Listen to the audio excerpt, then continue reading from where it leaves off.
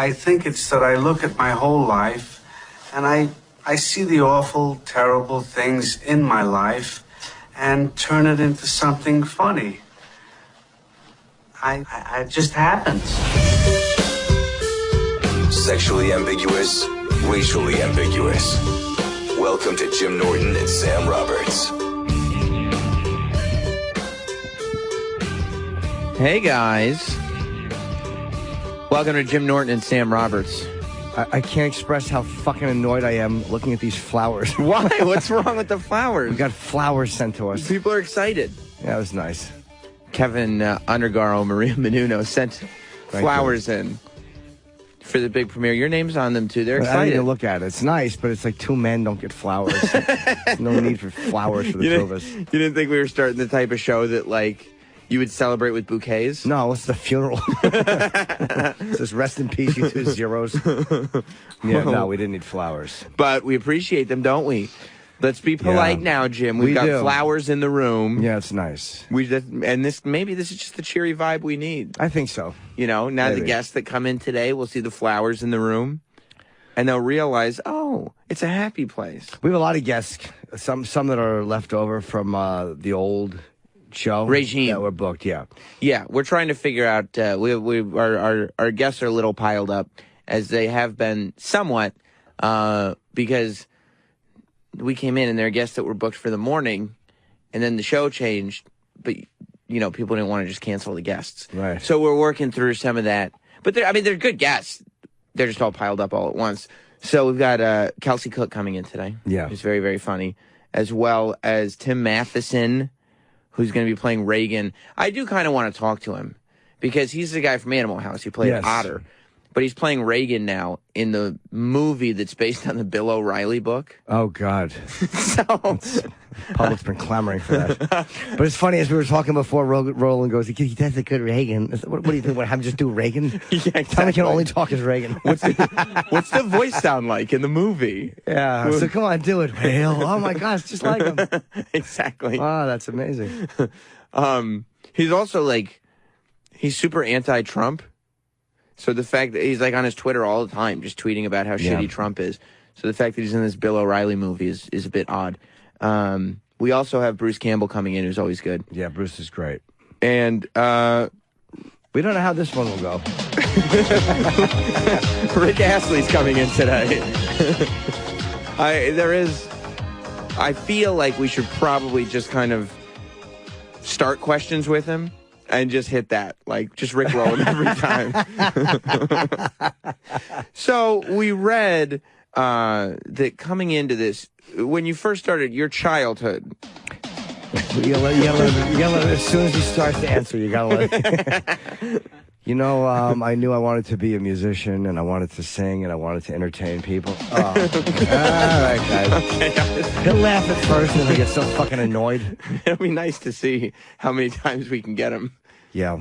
I think we should. Why not? I mean, he'll enjoy it for the first couple, and then we're like, all right, guys. Okay, all right. We're going to talk about the new album. There's new music coming. Is that what he's promoting? He's got a new album coming out. I think it's called 50, because that's his age.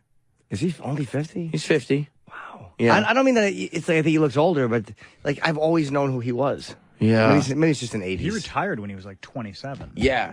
Yeah, he left the recording industry altogether at 27. Oh, I should have read the prep sheet. So we have a lot. Why did he do that? Well, because it says he was just... He says it was because he was tired of the business side of things. Tired of all the money and the blowjobs. Right. Yuck. It says he didn't like the politics, and he wanted to get to raising a family and stuff like that. Although, when you look at the career between Rickroll, or whatever the song is called, and 27, it's not like there's this plethora of hits that he left behind. Yeah, maybe he just got sick of it. He did okay in the UK right after that song, but then he put out a second album, and even in the UK, the critics were like, this is terrible. Oh, wow. So he probably realized, it's all right, that's good. We'll call it. Oh, okay. You know what I mean? He didn't want to do it. We'll call it. We did it. 1 year, though, he was the biggest thing in the world. Right. It wasn't even He that great a outsold, video. he outsold everyone. Did he? Yeah, he sold like 15 million copies of that record. Jesus Christ. And that was when, what year was that? 87, right? So is Madonna and all those, Madonna's out in 87, right? Yeah. Yeah. And he had Together Forever. You know that song. Oh, yeah. Oh, what a big hit that was. That was a delightful song. You know that song? I do. You know that song. Together forever. Yeah, of course. All right. It sounds totally different. Is that a different song? Yeah. Oh, no. Right. This isn't the same song at all. I'm gonna give you a... What? No. This is Together Forever. It's totally different. Wait, which is this? Oh, yeah, this is Together. Wow. Yeah, I didn't realize they were that close. Oh, no. Oh, no. It's like... You know it's bad? When you can play them at the same time and it's not even distracting. They kind of just even out. Yeah, you would have thought I just stopped the song. Yeah. It's like, oh, now we got it in stereo. Well, thanks to technology, we can play both of them together. Right. Boy, that's really taken off, isn't it? It's tefting off, as they would say. It is. I can't write anything on Twitter anymore without just a flood of tweets about my last name. I can't have a conversation with anybody. No. It's all Are they ruined. bothering you with it? You're just trying to tweet about the Orioles or whatever. You become Rickrolled. You're like, I have other interests, guys. It's not just jokes about my last name, guys. I've got other stuff going on. Basically, because I'll read replies, and I'll be like, oh, this is a serious reply. Oh. And tomorrow we have, who do we have tomorrow? We have Thomas Hayden Church, Doug Benson, Skylar Astley. Because he had me on his podcast. He's welcome back to the show. Should be no surprise to anybody who's heard Doug Loves Movies and guest Jim Norton. That's right. I think we talked about that on the air already. Or unless I'm incorrect, or I talked about it with Doug or just with Opie. But Opie said that yesterday. He was correct. There was a while we had Doug on a lot, and he never asked us on his podcast. And I said to Opie, he never invites us on. Right. Like, I feel like, all right. And then I was out promoting a special, and we said, hey, man, is it possible to do? I did Rogan, I think I did Corolla. And his people goes, nah, he's booked. And then he actually had one in New York that he came in to promote, and he still didn't ask me to do it. So I'm like, all right, he doesn't want me to do it. That's fine. But I feel stupid having somebody in for 3 or 4 days in a row who doesn't want to have me on. Right. And then he had me do it. And I'm like, okay, cool. I don't know all the details about that time because I was pissed at Opie that he hadn't gotten you fired. Like I asked, so I just gave up on the show. Yeah, we should definitely address that. Start off on the right foot here. I never asked for you to be fired. And I think that would be evident to anybody that actually listened to the show. Like, if I wanted you to be fired, I probably wouldn't be sitting there working with you on every show. Go back and listen to Opie and Jim shows that I was on before I left to do my own show. And you tell me if that sounds like somebody that wanted anybody fired. Even if it was true. When I first heard it, I was like, oh, it's probably true. But even, it doesn't bother me at all. It's one of those things that was a crazy time. So it wouldn't have offended me at this point. Like, back then I would have been annoyed, but now I'm like, ugh, I don't even care. And I didn't even want the highlight. I listened to Opie's show yesterday, and it was good. And the highlight was the Anthony call, obviously. So it's like the fact that everybody's getting back on the same foot is enough to just hopefully move on. Right. But I never campaigned. He said lobbied. Lobbied. He said lobbied. Nobody said lobbied. Well, I never realized the influence of my lobbying power. I wasn't lobbying anybody for you to get fired. And you could ask anybody who works here.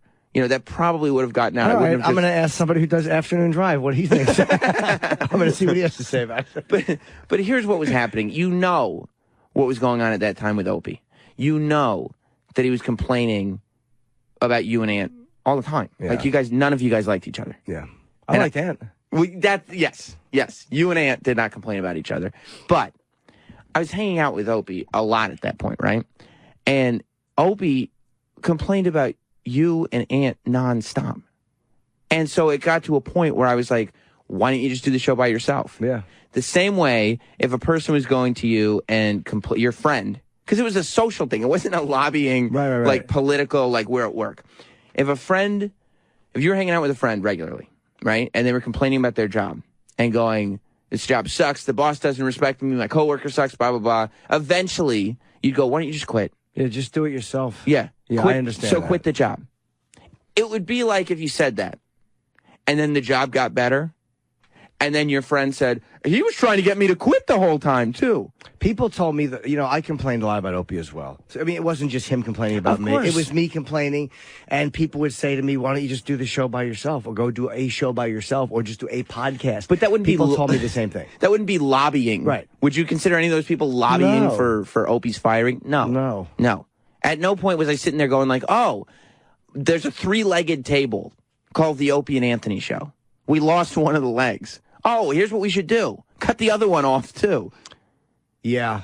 The call was good, though. It was good to hear those, I'm not going to be a dick about the call. No, what were the reasons for it. I'm glad it happened. Yes. I'm happy to have heard Anthony. It was interesting to hear those guys talk. Yes. I'll say that. Yes. So good. And it was good. And hopefully it's like at least starting to get to the point where it's done, right? There'll always be a little weird stuff, but Yeah. I believe it was who was it? The great Don Henley that used the phrase "get over it." Yeah, no, it's it's one of those things. Don came in this morning. It's always good to see Wicklund just standing right here before we start, and he goes, "All right, guys, if you address it, address it." It's like, well, however it comes out. Right. Bosses always want you to address things a certain way. Bosses always are afraid of conflict. Right. And I don't know why. Well, because then it upsets the natural order of things. It's like everybody just calm and do your job and business as usual. And also, like, when shows start getting hostile towards each other, the audience gets in a fervor. Right. And then the bosses start to kind of lose control of the show. I don't understand why they try to get you to not do it. It's like, we know we're performers. It's like, I'll address it however I want to address it. If it's for 5 minutes, great. If it's for a half hour, great. Whatever it feels right, just like he'll do that on his show. Right. I don't think there's anything wrong with that. You can't say you dress it quick and then, But the Doug Benson thing, I thought we already talked about that on the air. But yeah. I'm weird like that. When you do radio, man, and you helping comedians promote for years, and I've always helped comics, and then you feel like, well, this comic has something and they don't want me on it. Well, then you kind of feel like a dick. Like, I don't want to help that guy. Right. If there's the opportunity to help. Yeah, but I think this was addressed. We had reached out to him that one time, and then when he didn't, he just said, ugh. iPad stinks. This fucking iPad. You guys, you had to see the 5 to 6 taps that it took to get that car crash out. I mean, to go from something that was called an instant replay to go from something that was called an instant replay. It was this.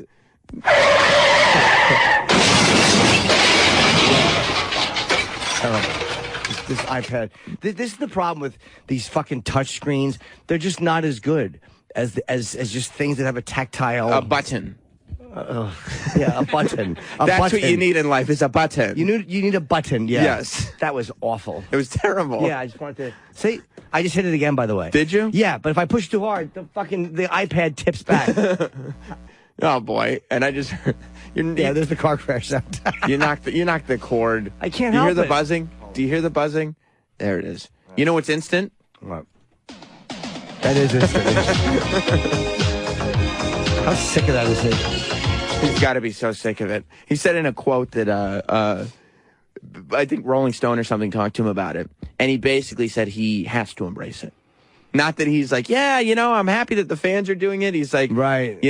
I have to embrace it, otherwise I'd come off petty, I believe was the quote. And it's like, oh, he just doesn't like that people are making light of his big Well, hit. He's not making any money off that either. No, he isn't. In 93, he retired? What the fuck? Well, yeah, he was all done. He was all set. But whoa. In 2010, he received, oh boy. So this thing picked up in 2007 is when the Rickroll really started. And it's still going today, by the way. So that's like almost 10 years of Rickrolling.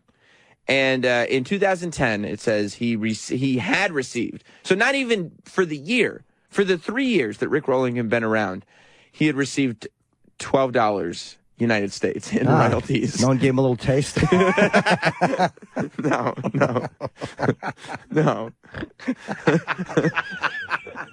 He's like, get a little taste. No, not going to happen, Rick. Not gonna happen this time. Rick. Oh, he didn't. But he could have. We'll talk to him about it. He could have put out an app. By the way, you mean you don't want to do the entire interview before the interview? No, I'd rather wait for him to be here. I don't want to just list all the stuff that I read. I'd rather wait for him to sit here. We'll certainly focus primarily on his Rickroll, though. Yeah, 100%. Did you watch the vice presidential debate last night? Yeah, I watched it. I actually, you never know who's winning those things. I liked Tim Kaine, even though he kept interrupting. I was entertained by it. Yeah. I thought I was going to be very bored by it, but I was very entertained by it. He just kept interrupting. Tim Kaine. He just kept interrupting. He's such a pain in the ass, that Tim Kaine. He's irritating. He's a nudge. He's a fucking nudge. He is. It looked like, first of all, the awkwardness that goes on, I don't know if it's regularly at those debates or just at that one, but the fact that they were sitting at a table and they weren't making eye contact with each other. Because it was were they doing radio together for 2 years? It was... Let's talk about the debate. Yeah, no, the debate. They actually had a lot in common. Yeah, just a couple of grown men bickering. Yeah. For an hour and a half. Yeah. No, they weren't making eye contact at all with each other. They would sit there and look at the moderator or look at out in the audience or look at the camera. Yeah. They would answer each other, but look straight ahead, so you just get the guy's profile. There's such a weird hostility at those things. How come they sit? Why do the presidential candidates stand and they sit? How come they get to sit? There's different debate formats. Oh, right. And this is probably, if they had known Tim Kaine was such a little wiener, they probably wouldn't have used this one for him. But this was an open conversation format, which meant that they're kind of allowed to interrupt. Oh, okay. They probably didn't realize that Tim Kaine was going to interrupt literally every statement. I think they should be able to shut your fucking mic off. You talk, you talk. That's it. Shut the mic off. That would make sense. Yeah, the moderator yelling at that. She's babysitting them. Yeah, she was going, guys. She's like working right before the show. Guys, keep it brief. Yeah. Guys, and she was trying, because Lester Holt got so much shit. She was trying everything in her power to maintain control, but she just started yelling over the other two that were yelling. And Tim Kaine would not stop for anything. No, he was really plowing ahead. I would assume that the strategy was worked out ahead of time. Just fucking interrupt everything that guy says. Just interrupt him and insult Trump as much as humanly possible. Yeah, there was a few times where Tim Kaine was like, "Can you justify what he said? You can't." And I was like, I wanted to hear this back and forth, and she kept interrupting. I was like, why am I watching this clusterfuck? It's just like me and two of my stupid friends arguing at the Comedy Cellar. It really was. It really was. And then the weird hostility that pipes in, and they act like there isn't any. She goes we need to let each other speak one at a time, and so the American public can hear what you have to say. And Tim Kaine goes, "Oh, we're just having fun." It's like, you're not having fun, dude. It's not fun. You've got this sort of it's the energy of somebody that knows he isn't going to fight, but he's got that fight anger in him. You know what I mean? Like the watery-eyed kind of jumping at everything defensiveness. You think he was just talking shit, posturing? So much talking shit. So much talking shit. Yeah. Well, I watched some of it. I didn't watch all of it. I forgot that it was on. Did you? I did, yeah. I watched it from start to finish. Yeah, I was out. I kept pausing. I get bored. I just keep pausing these things, and then I come back to them, so I can't even live tweet half the time. I'm 20 minutes behind. I was going to live tweet something, and I saw someone had tweeted, "That was interesting." I'm like, oh, I guess I missed the debate's over. I can't live tweet if it's over. I was 12 minutes behind. So stupid. My favorite tweet I got, was a wrestler from 1992 named Tatanka, who was a Native American. And I just tweeted, my only live tweet of the whole debate was, I think Tim Kaine is a pain in the ass, is what I said. Because that's all I thought when I was watching it. Right. And this dude, Tatanka, he writes, "I agree with that, not Sam.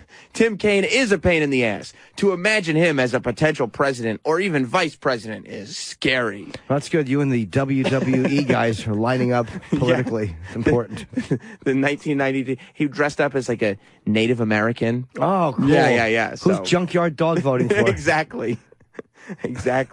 Who's the guy that just died or fucking had an accident? Didn't some wrestlers have an accident?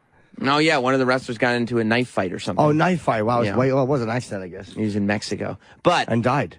Did he? I don't think he died. No. No, he's alive. I don't know. Travis is telling me I'm wrong. So I was like, I don't know. I don't know what I'm talking about. He got stabbed outside a excited. restaurant. I thought he gets. And he died. And died. I thought he did. I thought he passed away. Yeah, he's dead. He's not dead. Okay. Alberto Del Rio says he was repeatedly stabbed. Gives it away that he's alive. Yeah. No, he's fine.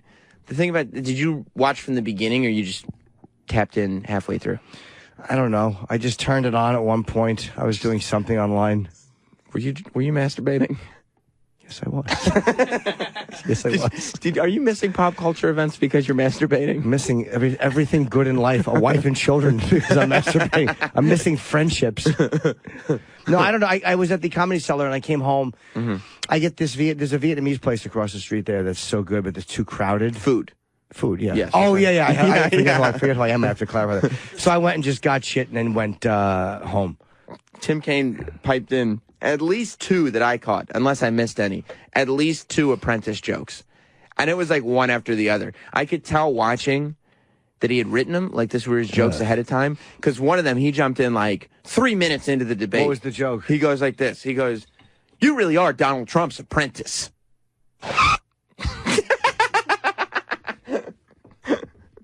It's...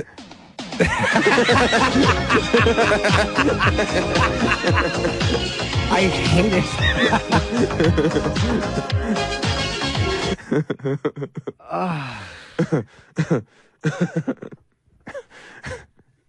It doesn't work at all. It just doesn't have the same magic, Jim. No, because what happens is it's on a fucking... You have to push it so lightly, and that's not how you are in these moments where you got to push it. Let me put it on its belly. See if that works. Yeah. Hold on. We're adjusting. All right. I'm going to do the Tim Kaine thing again once you're ready.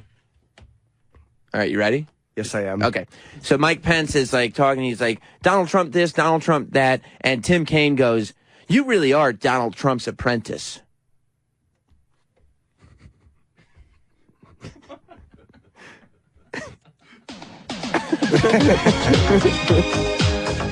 Nothing? This fucking iPad stinks. Nothing. I'm literally pushing this. If this was a clit, it would be coming all over my hand. Oh, there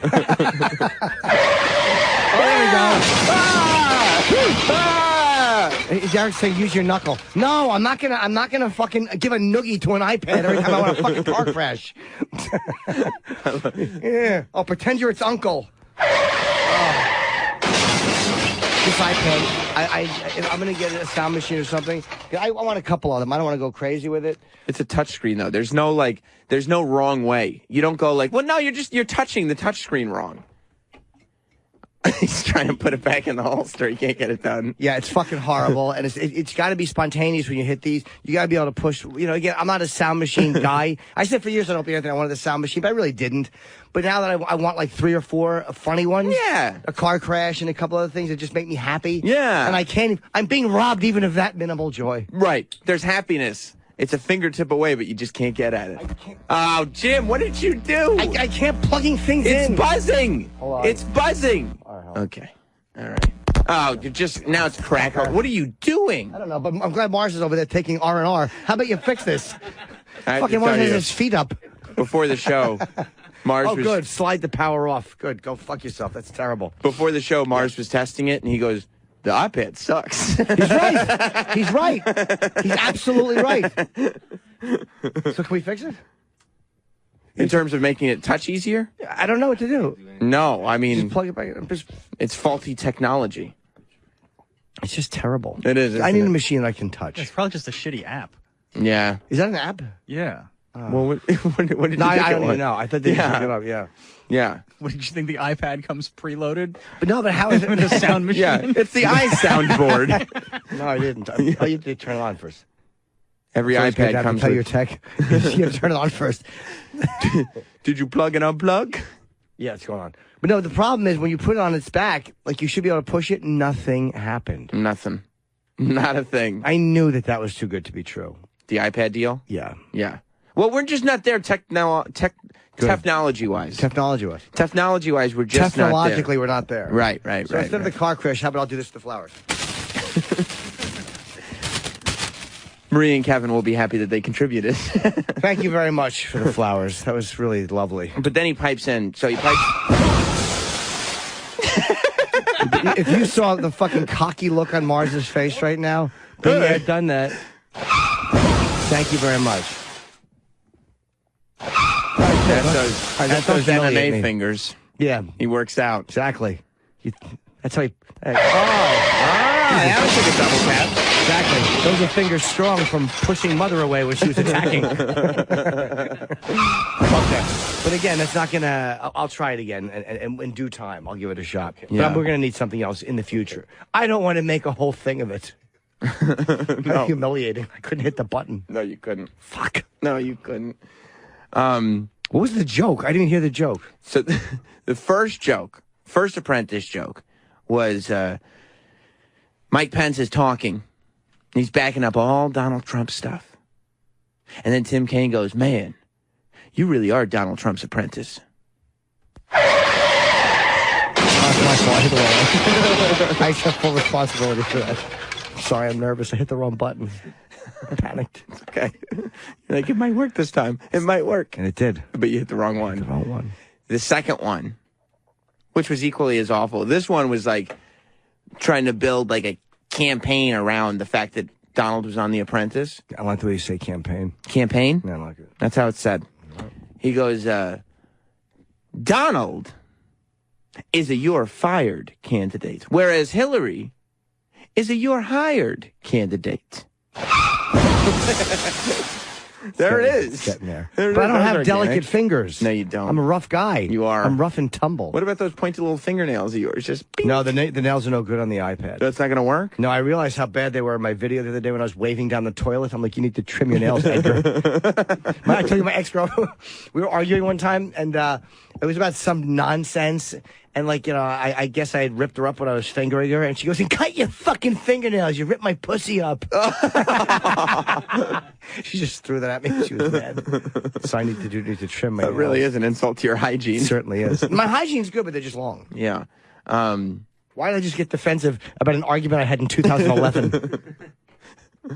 I loved that Tim Kaine kept referring to the moderator. I wish his name was Cocaine? Like the drug?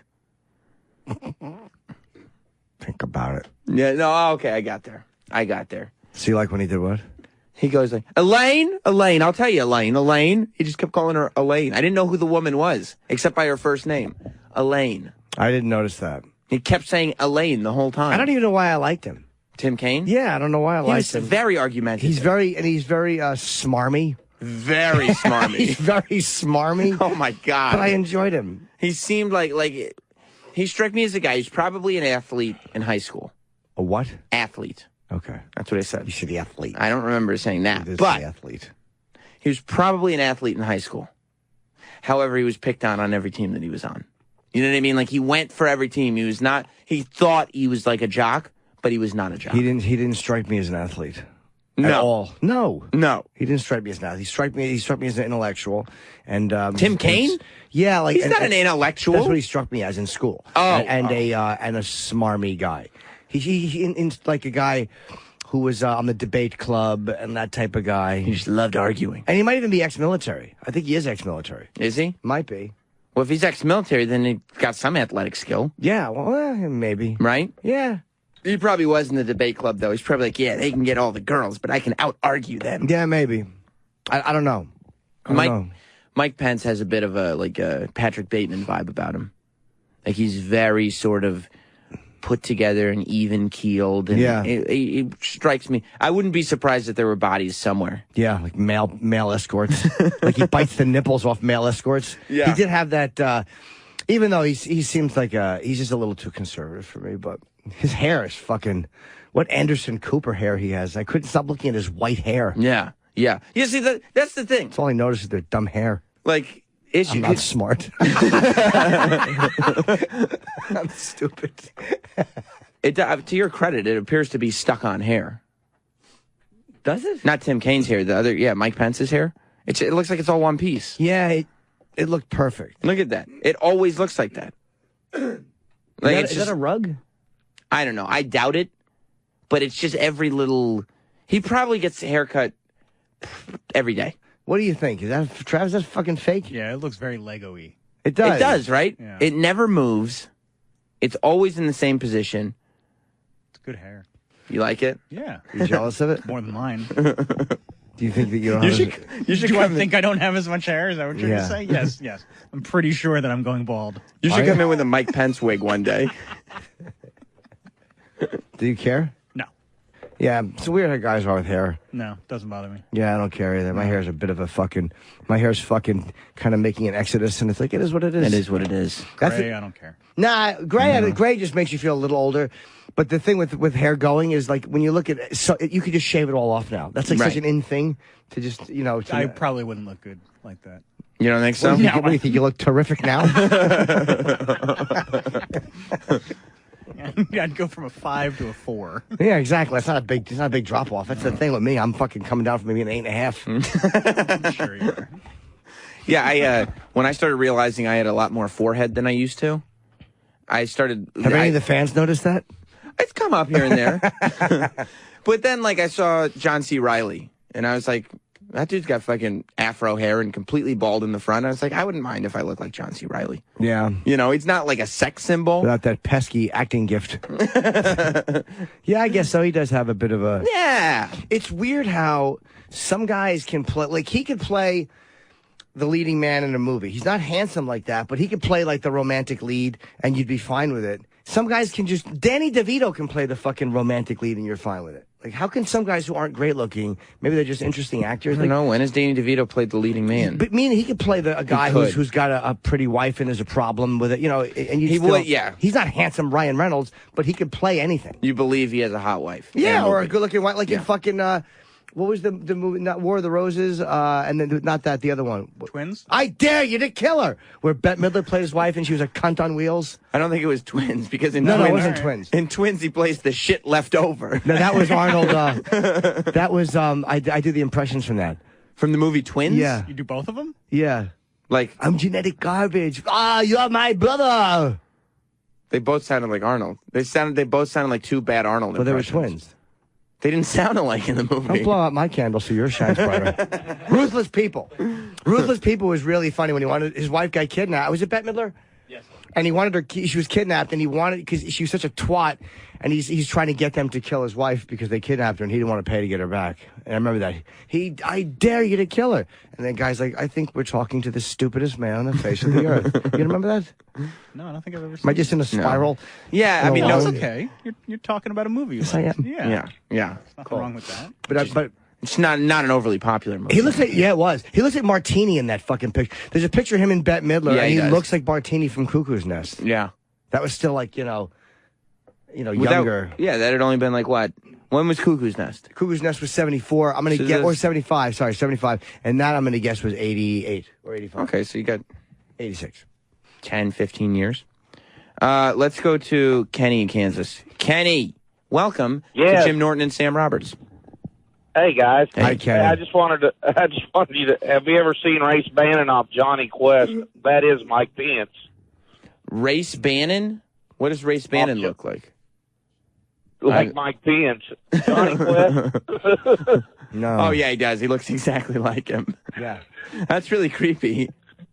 I wonder if Mike Pence actually was like, oh, I want to look like that Johnny Quest guy. His hair was going white. So he was like, oh, good. Now I can look like Race Bannon. This guy looks almost like a gay hero, though. Is he? Who? Race Bannon. Like with the shirts I thought you all meant tucked Mike in. Pence. No. Talk to Tim Matheson about it later. Why is that his He thing? voiced Johnny Quest. Oh. Oh. Thank you. Oh, the Tef box piping in some That's what you information. do. Hey, Tim Matheson. The Tef box earlier, he was saying that Race Bannon, big queer. Comments? Comment? Right or wrong? Blame it on me. He's a gay guy, right? That's what old Teft in there said. It might be right. I don't know. Travis see is it. usually right. Never seen Johnny Quest. Yeah, but I know. it's one of those, you see it. It takes one to know one scenario, you know? Oh, I see. Yeah. You're implying something. Yeah. He does look like Race Bannon, though. See, that's the thing. Thanks, buddy. Thank you, sir. I don't agree. Like, the stuff Mike Pence was saying, like, at the end. Did you see the end when they started getting into abortion? Yeah, it was really annoying. this whole thing, could they all phrase it so carefully? Like, if one guy just said, I'm for abortion, I'm against abortion, like, it's the way they phrase it that drives me fucking crazy. Right. He's like, and I believe in a woman's freedom to make the choice of pregnant. Like, they just carefully phrase it so much. I guess that's the way you have to when you want to be vice. I mean, that's the difference between them and me. Right. One of many differences. Right. I would vote for you. You don't want to just say, yeah, well, so what if you get knocked up? Suck it out with a Hoover. Right. That's probably not the way to say it. Right. No, I would, yeah. I didn't mind when Tim Kaine was saying, brought it into, like, choice. Like, we have to trust our women in America to make the right choice, because that's the argument. Like, if you start getting into, like, actually the process of getting an abortion, whether it's right and wrong and blah, blah, blah. The whole thing is just hilarious. I mean, everybody knows that. Fucking women get pregnant just to get abortions. They love them. They love them. I bet you get votes from that. They love them. They brag about it. I don't know. I feel like a lot of women are actually traumatized by it. No, bull sugar. You don't think so? No, they love it. It's a big day out for them. they get to go do something. They visit the absolutely. doctor. They brag to their friends. What are you doing? Getting an abortion. How about you? Oh, I'd love to have one. A mani-pedi abortion. Yeah, man. But they have to. I mean, they have to break it down like that in terms of, like, because there's no real reason why you should not allow somebody else to choose whether or not they're getting an abortion unless there's a higher concept. Nah, I like choosing for them. You do? Yeah, absolutely. You know better. Keep it in your box. I don't know if I made the keep it in your box. I don't know if that's where it's stored. Probably in not. your box. Yeah, maybe I sound uneducated. But that's when it was like, that's the problem. Like, I sat there being like, okay, I agree with Tim Kaine in the things that he's saying right there. But he's a fucking wiener. Yeah, he's a little bit of a wiener. You know what I mean? Like, there's a new method. What's the new method? The new method of abortion. There is a new way that they do them. What's the new way? Flawless. That's perfect. But I have to be so careful when I touch it. You do? So these things have to be well timed. Yeah, I'm sorry to be overusing the car crash. I'm sure people are hating it, but I'm trying to get the right finger. Right. You got to get the flow. Yeah, you got to get the flow, the right amount of touch. You got to get the right flow. The other thing that was going on yesterday in terms of this election and everything was Bill Clinton saying that Obamacare was the craziest thing he'd ever seen. Like, do you know? How about his black son? Is he talking about that? He hasn't mentioned it. Oh, he's not mentioning his black son? Okay. No. You think the black son is really his? I don't know. I love whenever they want to say that someone is someone else's kid. They get the one picture that kind of looks like them. Like, they have one picture, like they'll zoom in on the mouth. Look, this is Clinton. Right. Like, I don't know who that is. They're showing this kid and the woman. I hope that's not. Oof, that mom is not a looker. No. That mom is not a looker. But she looks like Nipsey Russell. But fucking Bill Clinton fucked Geraldine. I'm a fan of your show. Yeah, I don't think Bill Clinton was all that discerning.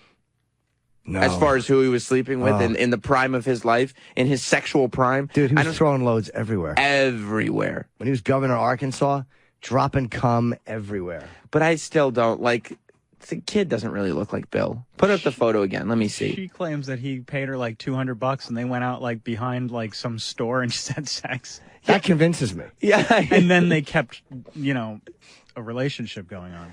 He doesn't really look like Bill Clinton. No, they're showing them both with their children, and it looks like just some black kid next to Howdy Doody. Right. Clinton was a fucking nerd when he was a kid. Yeah, well, that's why he had to start dumping loads once he got the opportunity. He has perfect little our gang hair. Yeah. That's like 1940s hair, 1950s hair. Yeah, they're not. I don't think he's the father. He's not the dad. Where do they look alike in that picture? They're just both boys. They're just showing. You're supposed to look at that and go, "Oh, I see the resemblance." Ah, look at right in the middle of the face, a nose. It's different. They don't look the same. You can't even see Bill Clinton's teeth in that photo. No, not at all. No, it looks like the black kid. His teeth are all showing, and Bill Clinton has no teeth in the photo. Bill Clinton. But I do think that that's his kid. I just believe her. Because anyone that says, whenever you make up a story about fucking an ex-president, no one says he gave me 200 clams and fucked me behind a dumpster. That's not something you make up. And this isn't new. Like, they've been trying to, figure this out for years. Absolutely. He threw her 200 beans, and he took her out behind the Piggly Wiggly, and he put a fucking load in her. It's definitely a believable Bill Clinton It sure story. is. What happened? I don't know. He bought some Hubba Bubba and then came in my hair. I believe it. I believe it. I'm not saying that it's not true because of Bill Clinton's character, but here's what probably happened. The woman goes to her son. Her son's young. He goes, "Where's my daddy?" She goes, it's Bill Clinton. You know what I mean? She just doesn't want, she wants her son to think that it's somebody special. So he thinks that he's special. And now this lie has just carried on for so long that she can't let it go, and she might as well just keep going. Because Bill Clinton's not going to take a paternity test. But he doesn't have... refused in like the 90s. Right. But she said, "I know it's him because he was my only white client." Why would... So it's just a prostitute that was only getting black men buying her services, and then here comes Bill Clinton. Yeah, it's just a process of elimination. Right. It's like, oh, right, it's the governor. That makes sense. That makes sense. Yeah, why wouldn't he take the DNA? Isn't there a way to get their DNA or no? I mean, like, there's no way to test if it's fucking Clinton DNA? I guess not. I mean, I just don't know how DNA works. Yeah, you'd have to I watched the OJ thing. I thought I picked up on it. But apparently not. You'd have to have Clinton DNA on file. So There's she says, nothing. They're showing them both looking profile. They look like two totally. It looks like a young black guy and an old ex-president. They look nothing alike. They don't about have the any. hair? The hair's totally different. The hair's kind of similar. He has the black guy. What do you call that? What do you call that? Those are waves. Those are waves, and Clinton has older white man hair. But I've seen when Bill Clinton wears his do-rag, he will get waves just like that. Yeah, when Clinton throws up a fucking gang sign, he looks just like him. Yeah. It's perfect. Chins My don't look wife alike. has fat ankles. West Side. Yeah, there is no. Okay, all right. Let me look at this one. They look nothing alike. There's got to be something here. Let's They're look. both looking at the camera. That's They're what it- desperately okay. trying to find a connection. They look nothing alike. I only believe it because of the story. Oh, I see it. They both have a tie on. That's it. Yep, They are both wearing have a tie. and they both are looking in one direction. You're right. Oh, their shirts are both collared. That's right. Like father, like son. You know what? I'm starting to believe this. That's right. All right, let's look at the young one. The young one here. Okay, well, I will say this. When Bill Clinton was young, he looked nothing like this kid. No. Not But a the thing. thing that does tell you is both photos are black and white. And they both are tilting their head. That's true. And that is a father-son trait when you both will tilt your head sometimes during a photo. I'm convinced it's him. No, unfortunately, that's the same photo, but in color, so they obviously just made the photo black and white so it would look like Bill Clinton's Of course photo. they did. She says Clinton went out for a run one day in Little Rock when he jogged by her housing project and introduced himself to her. That makes sense. She was 24 years old at the time. A few days later, Clinton allegedly jogged by the housing project again and paid Bobby $200 for her to have sex with him behind some bushes. I love the fact that the man with his finger on the nuclear button fucked a hooker for $200 behind bushes. Behind some Behind the bushes in the project. He had his jogging pants pulled down to his ankles. That's the most believable thing I've ever heard. What happened? He fucked me in the ass while he was eating a honey bun. Oh, all right, I believe it. Wow, that's great. I hope that's true. And he didn't pull out? No bag?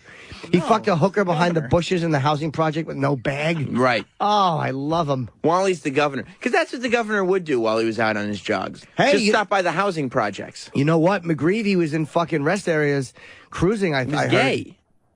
Well, you know, I know, but I'm saying that like, just because he was governor, he didn't stop him from doing that. But he was a closeted homosexual. He was trying to... He was closeted. But wait, was he doing that when he was governor, though, or no? I think so. But he was trying... Like, this is just Bill Clinton trying to get some more strange. Like, there were vaginas for him wherever he went.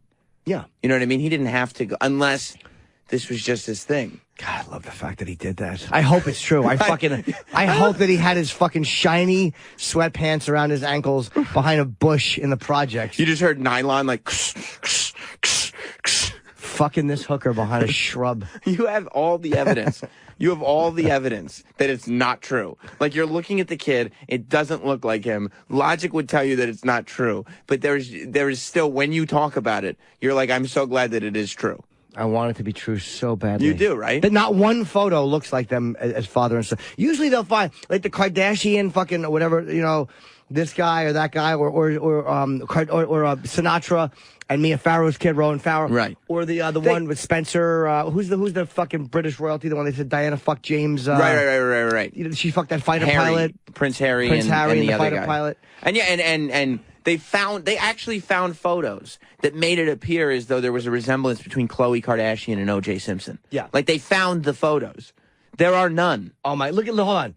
Look at Rowan Farrow and Frank Sinatra. Looks like the same dude. It's the same guy. It's the same guy. But guess what? None of that resemblance exists between Bill Clinton and this black kid. Between Bill Clinton and that fucking black kid. Go to what was his name? James something and Prince Harry. Yeah, Prince I want to Harry. say James Spencer, but I know I'm wrong. Or is it Spencer something? Well, we'll find out in a second. Or just there it is. Yeah, that's Who's it. the guy? James Hewitt. Oh, James Hewitt or Spencer Hewitt. I'm so fuck me. Can we look it up? James Hewitt. Star Magazine, I guess, actually did their own paternity test between Clinton and this guy. They used DNA from the Star report. Yeah. And they said that it wasn't.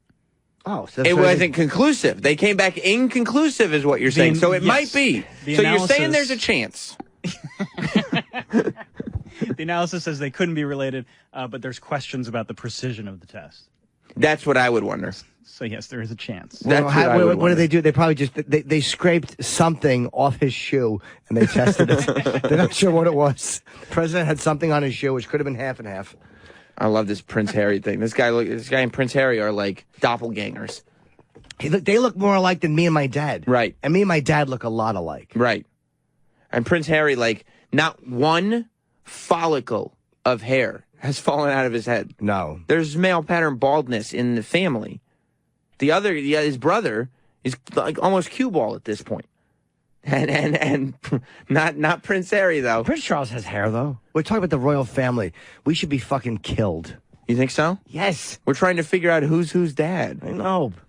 It's exciting. It's not exciting. You don't think so? No. I would love it if your dad wasn't your dad. He doesn't look like me. No, he certainly doesn't.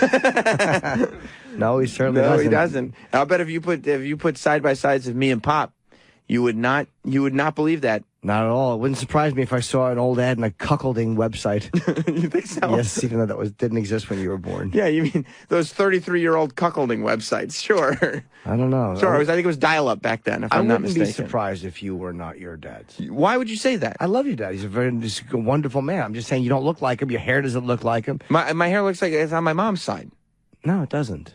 My hair is on my mom's side. No, Lawrence Hilton Jacobs is your father.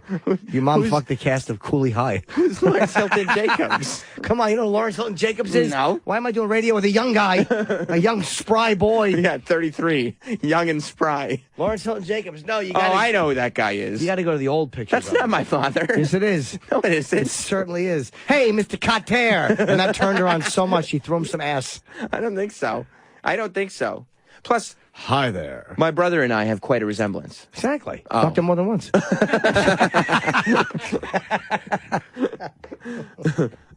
that doesn't look like me. It does. The hair does. Shape of the face. No. It does. No. There's hair. My hair. I have uncles that have hair that looks like mine. So it's on my mom's side. Even on social media. Not Lawrence Hilton Jacobs is his Twitter. So stupid. I know, I fell apart there. Give yourself one of those things. Here's what I hate about this. You guys can't see it out there, but it used to be like, but when I hit it, I have to watch it open, and then that happens. I noticed There's a momentary delay. I was just about to say that. Like by the time that was pretty quick. By the time the other sound effect hits, your hand is already back at your waist. I've already went out and got some more coffee and come back. It's a whole process. Very frustrating. Yeah. No, but I would say that Bill Clinton is not that boy's father. Is there anything we didn't address from yesterday, by the way? Like, have we addressed most of what we should have? Okay, I'm just making sure. I know people think we're avoiding anything, so if anybody has any things that you think we should have addressed that we avoided, call. Because I like to clear that up, too, before we, Yeah, let me go to the show is over. Let me go to Jed in Pennsylvania. Jed. Hi, Jed. Welcome to Jim Norton and Sam Roberts, my friend. Good morning. How's it going, buddy? Oh, this is exciting. You know, it's something new. It's something different. Jed lives in Pennsylvania, and he likes to club possums as a hobby.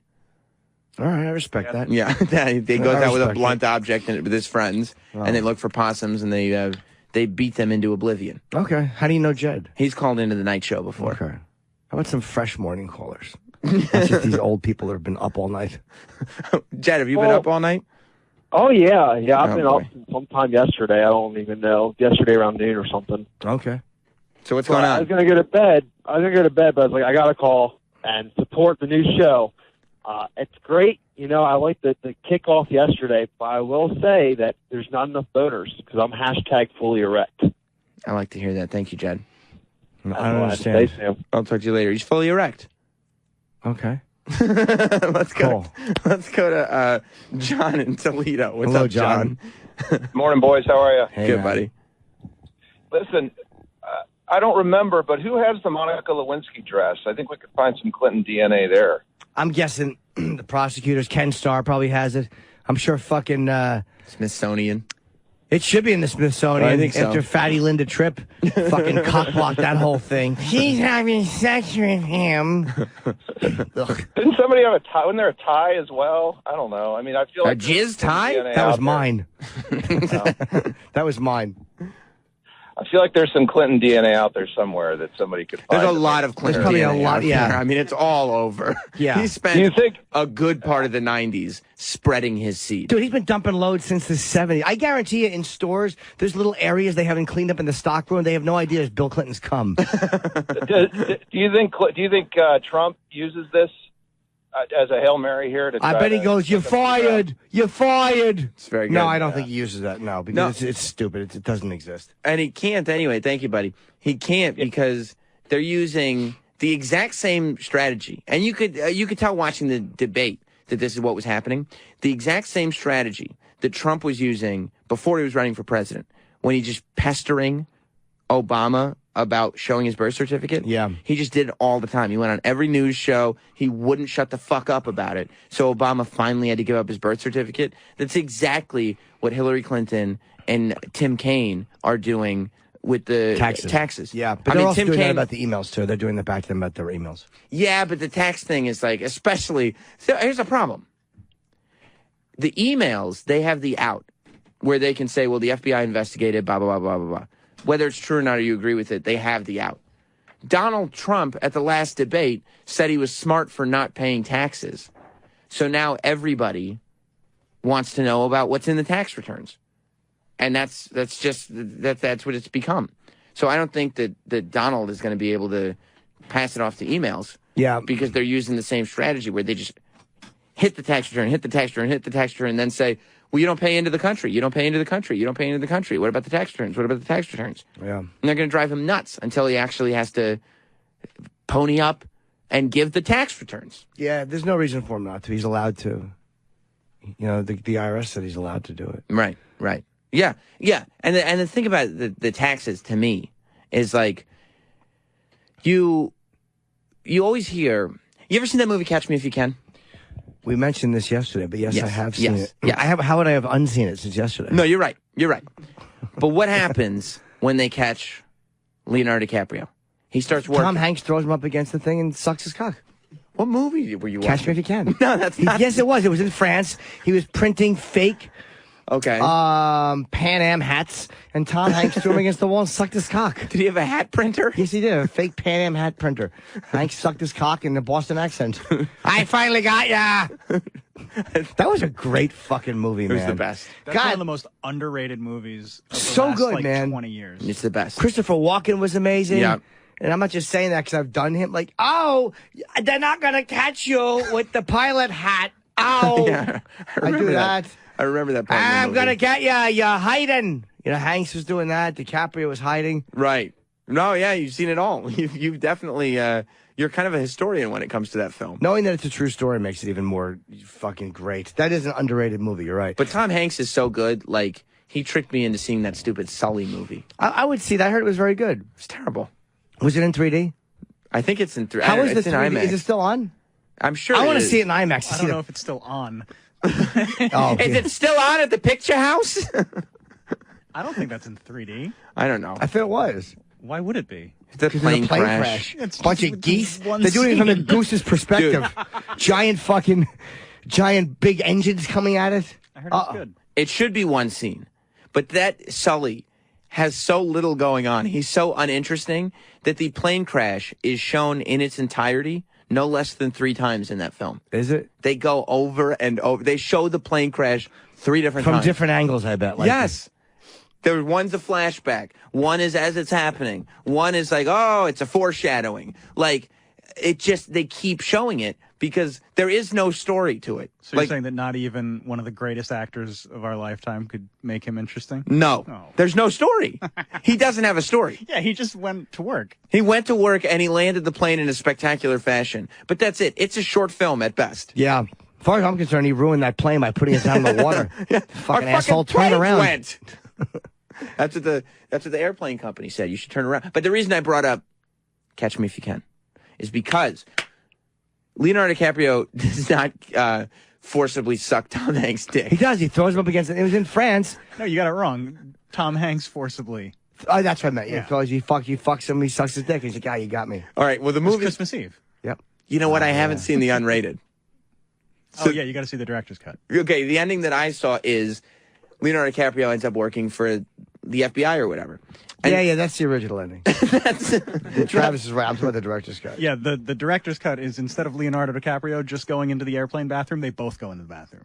And And they Sucks suck his each other's dick. cocks. Yeah. oh, I see. Okay. So hard to understand. The studio must have got that cut of the film back. Be like, what the fuck are you doing?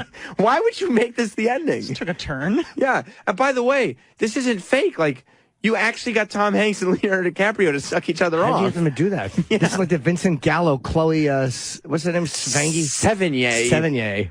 Yeah. What is Brown Bunny? Isn't that the name of it? Yeah. I think that really, didn't William Morris drop her after she did that? They got really mad that she sucked, even though it was her boyfriend. They thought it was hardcore porn, and they got fucking pissed. It was hot, too.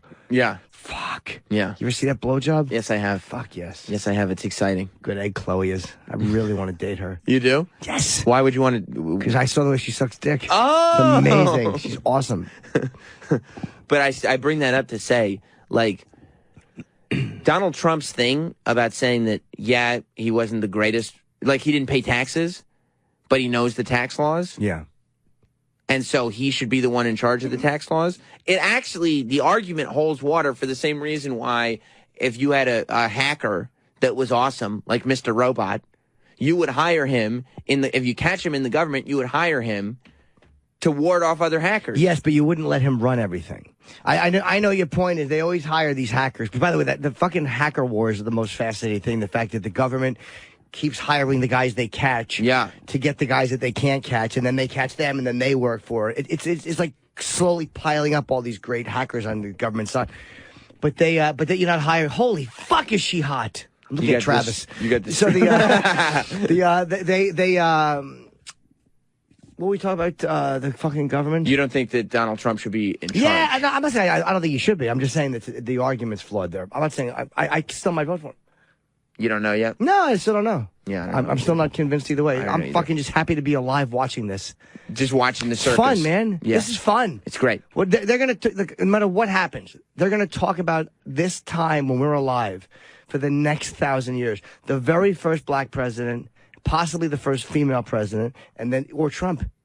Right. They will be talking about this for a long, long time. And they're going to talk about this election process and what a clusterfuck the whole thing became. Yeah. This is the most insane election that they've ever had. Although, I don't know, elections have gotten crazy before. Not like we this. don't know what happened to the Lincoln and whoever he ran against. Well, I'm sure we know a couple of words were uttered. What about William Howard Taft? Yeah, I saw that photo.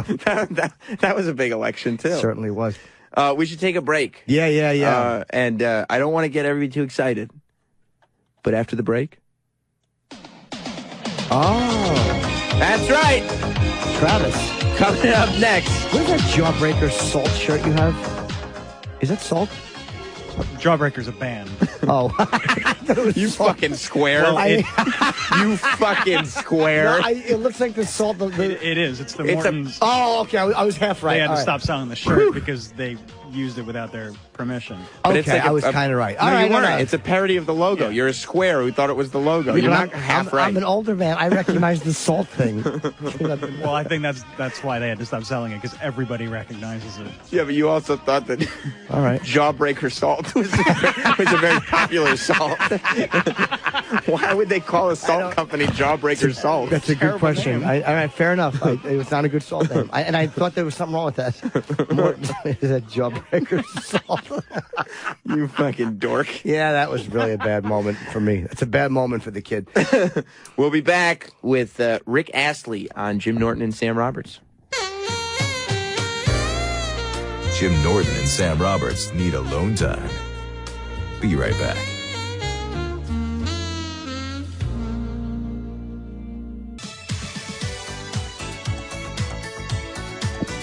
That's Never Gonna Give You Up by Rick Astley, coming back here on Jim Norton and Sam Roberts. Thanks for having me. Well, Rick, I see you're doing a lot now. You got a new album coming out? Yeah, but my one song is one people really like. Does that bum you out at all, or are you happy to have the one song? Learn to embrace it. Oh, that's cool. That's cool. You know he's British, right? Oh, I didn't know that. God damn it. I knew something didn't feel right about that. I thought I was doing a great Rick Astley. Don't forget He's just not in yet. No, he isn't. Don't forget to follow us on Twitter at Jim and Sam Show, at Could you put the flowers over there? Jim and Sam Show. It's on A couple of fucking fruits. Twitter, Instagram, and also Facebook. Boy, it's taken off. Oh, it's taken off. Fucking taken off. And we'll have a bunch of the videos, actually, from the show going up on the Facebook page and our YouTube channel and everything today. Oh, So stay in touch with social media at Jim and Sam Show, and you'll be able to see all the videos and stuff as we await Rick Astley coming in studio. I already know what I'm going to ask him. That's D-Bag, not Rick Astley. I know what I'm going to say to him when he comes in. What are you going to say? So you are Never Gonna Give You Up. Big song for you. All right. Why would you say that? Just to get the ball rolling. He'll probably have a lot to say about it. Yeah, it changed my life. Let's find out. Is he Ozzy or is he Rick Astley? That's a good Rick Astley. Am I right or wrong, Travis? I'd say wrong. No, you're right. Yeah. Okay. He met Ozzy once. We're in a going to bar. have to disagree. Who? Rick. Rick do you know? Astley. Yeah, because it's on the How do you know? Oh, I should Rick read this. Astley. station. Hi, Rick. Welcome. Come on How are in. you? We're live. We're on. So make yourself comfortable. Welcome to the show. Welcome to the program. How are you? How's it going? Good to see you, man. How you doing? Good. How are you? Good? Yeah, good. Good, good, good. You got new music coming out. Everybody's talking about you. This is a good time to be Rick Astley, right? I'm not complaining. Yeah. It's been obviously I haven't done a new record for years and years and years, so it's kind of been a bit odd. But we had a good start in the UK. We released it in June, and we had a #1 album. How come you didn't do one in a long time? Well, I retired really early. I retired when I was about 28. I become a dad. I'd had a few hits and what have you, and I travelled the world a few times and been doing it for 4 or 5 years, and I just got sick of it, if I'm honest. Wow. I just kind of had enough of it. And All those groupies, right? That gets old fast. Yeah. Who needs that? I hate getting blown in different towns. Well, yeah, kind of. But thing is, I've actually been with the same woman for like 27, 28 years. And so... when did you I met her, I actually met her in 87, but we actually got together in 89. And my first record was 87. So she used to work at the record label in Denmark. So that's how we met. But you had 87 to 89 not being in that committed relationship. I was in a different one. You were in a committed relationship, though? That's better, though, man. When you have the What? #1 hit in the Yeah. world, it's always better Let me to have tell- a girlfriend you have to call. Who wants to have sex with a bunch of different women? That's I'll awful. tell you what, I feel sorry for the guys and girls out there today because you can't do anything today. If somebody winks at you in a bar, it's all over, Facebook, YouTube, God knows what. Do you know what I mean? Right. So, Yep. I mean, I just don't know how people do anything anymore. Do you know what I mean? Yeah, we get called out. Somebody posted one of my penis photos on Twitter. Did they? Yes, they did. Why did they do that? Because, that's just what his sister does. No, I don't know. It was just because it was someone who freaked out, some wacko I had sent a dick picture to, and it wound up on Twitter. I mean, I didn't care. It's like, I'm single. Just rewind for me a second. Listen, this is New York. It's a moment for me. Did you just say you sent a dick picture to someone? Oh, God, yes. Yes. You never done that, Rick? The more amazing thing is people I haven't sent them to. Okay. Who deserve them. Do me a favor, don't send me any. Oh, okay? no, I won't. I'll email it, so if you don't want to open the attachment, it's understandable. I mean, don't you think it'd be charming if, like, even if it be your wife, you know, you send her a dick pic and just under it you write, never gonna give you up. No, you know? you could do that. She knows that anyway. I don't need to send her a dick pic. You know what I mean? She's familiar with. Married couples don't do that. Like that's not a married couple thing. That's more like when you're getting into it. But I don't know many married couples that send each other naked. They're just kind of over it. Yeah, I mean, listen, I also think that we're all different, aren't we? And I don't see that as a special moment between two people sending them a dick pic. But hey, whatever, that's me. Maybe I'm just old fashioned. Do you know what I mean? You're probably right. When did you meet Ozzy? It's on the prep sheet. This is Jim Norton, interview extraordinaire. Yeah, I just wanted to know about Ozzy before I forget. Are you talking about Ozzy Osbourne? Yes. Yeah. No, I mean, yeah, that was a weird moment, to be honest. I was staying at a hotel in Los Angeles, which I always stayed in. It's kind of a bit of a rock and roll hotel. A lot of music and film people stay there. And we were just waiting, and it used to have a tiny little bar. It's now kind of got a great bar that everybody goes to, and it's a bit of a scene. But it used to have this tiny little bar, and if you're waiting for your ride or whatever, you just go in there and, you know, get a drink before you go in.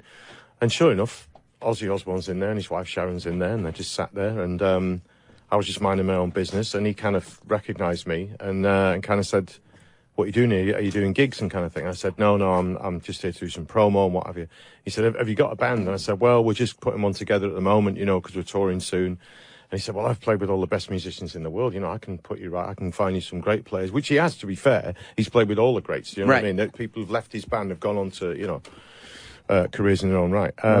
But Sharon then kind of just chips in and sort of... What's that? Sharon chips in and literally just stops Ozzy Osbourne in his tracks and says, he doesn't want to play with your long-haired tattooed monsters. Do you know what I mean? It's kind of like, he's a nice lad, leave him alone. And I was just, it was just the dynamic of it was pretty amazing. But obviously we all know Sharon now, and we know her character and what she's like and all this. She's a forceful woman, you know. But it was a pretty odd situation to be in a bar, in a rock and roll hotel with, you know, the Emperor of Darkness or whatever you want to call him, and him being kind of chastised. I believe he's just the Prince of Darkness. It's just I've got an Emperor on this. Yes. Yes. No, Ian Watkins from Lost Prophets. He's the Emperor of Darkness. Let's not go there. Okay, that's like, I'm sweating here. I'm sweating. Yeah. Oh, my word. Yeah. So do you feel like, though, like when because there are still, like, you see sexting scandals, and people are like, you're talking about, like, the kids now who are performing. I'm sure. Not in 87, 88, 89, if you weren't in a relationship and we had the technology we do today, you probably would have had all that shit, all of your shit out there. Yeah, for sure. I mean, listen, we had paparazzi still, and we had all of that. You know, you still had the gangs of photographers and everything. But the big thing now is if someone takes your picture, I mean, it's there, it's done, it's worldwide, that's it, and it's forever. Yeah. Whereas in those days, they're kind of like some guy'd have to go and run off, get that processed, send it to his editor, this, that, and the other. That was a totally different world in terms of privacy. But, I mean, obviously privacy was still invaded, especially for, you know, big Hollywood stars, especially, and stuff like that, and maybe some big music artists, really big ones. But I think it just wasn't so instant, do you know what I mean? Mm-hmm. So maybe people had time to prepare for things as well, do you know what I mean? Kind of, that storm's coming, we better get ready, you know what I mean? Whereas now, it's just boom, you know what I mean? It's kind of, I don't know, it's crazy. What do you do when you retire that young? Like, what do you just hang out? Yeah, well, I've become a dad, and my mum and dad divorced when I was very, very young. I'm the youngest of 4 kids. Also, they had a son who passed away before I was born, very young.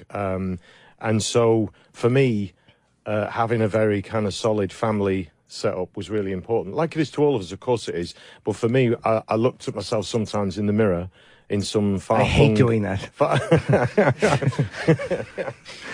We all hate doing that. Come on. No, but I sometimes would, you know, be in a hotel somewhere and just thinking, what are you doing here? You've got a 1-year-old daughter at home. Yeah. And also, if I'm honest, I've made quite a bit of money, and it's kind of it's very easy at that point in your life to look at pop music, especially, and say, how long is this going to last? Do I want it to last? What is actually going on here? And I think I just fell out of love with the whole business side of it. You know what I mean? I never fell out of love with music. I've always had little studios. I've always play with my friends in little bands and done little mess about projects and stuff. But I just didn't want to do that whole thing anymore. I wanted to be at home, you know. Wow. So but the money kept rolling in from that song? From that obviously, album? I've had, you know, they send me checks every now and again. Yeah. Do you need a loan? I would love that. I certainly do. Well, what's that like when, because we were talking about it before you came in, that you sold something like, what was it, 15 million records, something like that. Yeah. Not I mean, you used to sell records in those days. That's right. the thing. Do you know what I mean? So, right. But to go from there to being like, okay, now this is the pace that I've set for myself. Yeah. Now I got to keep matching this. I would assume that has a lot to do with why you want to kind of get out of it, because now you have this unrealistic thing where it's like, no, I have to get up to Never Gonna Give You Up. My first single, Never Gonna Give You Up, you know, was my biggest record as well. And that's a weird feeling to have, because... When was that out? 1987. I was 21. And sorry? I haven't heard that. You haven't heard that one? Okay. I'll send you a... I'll send you an email with a little link in it.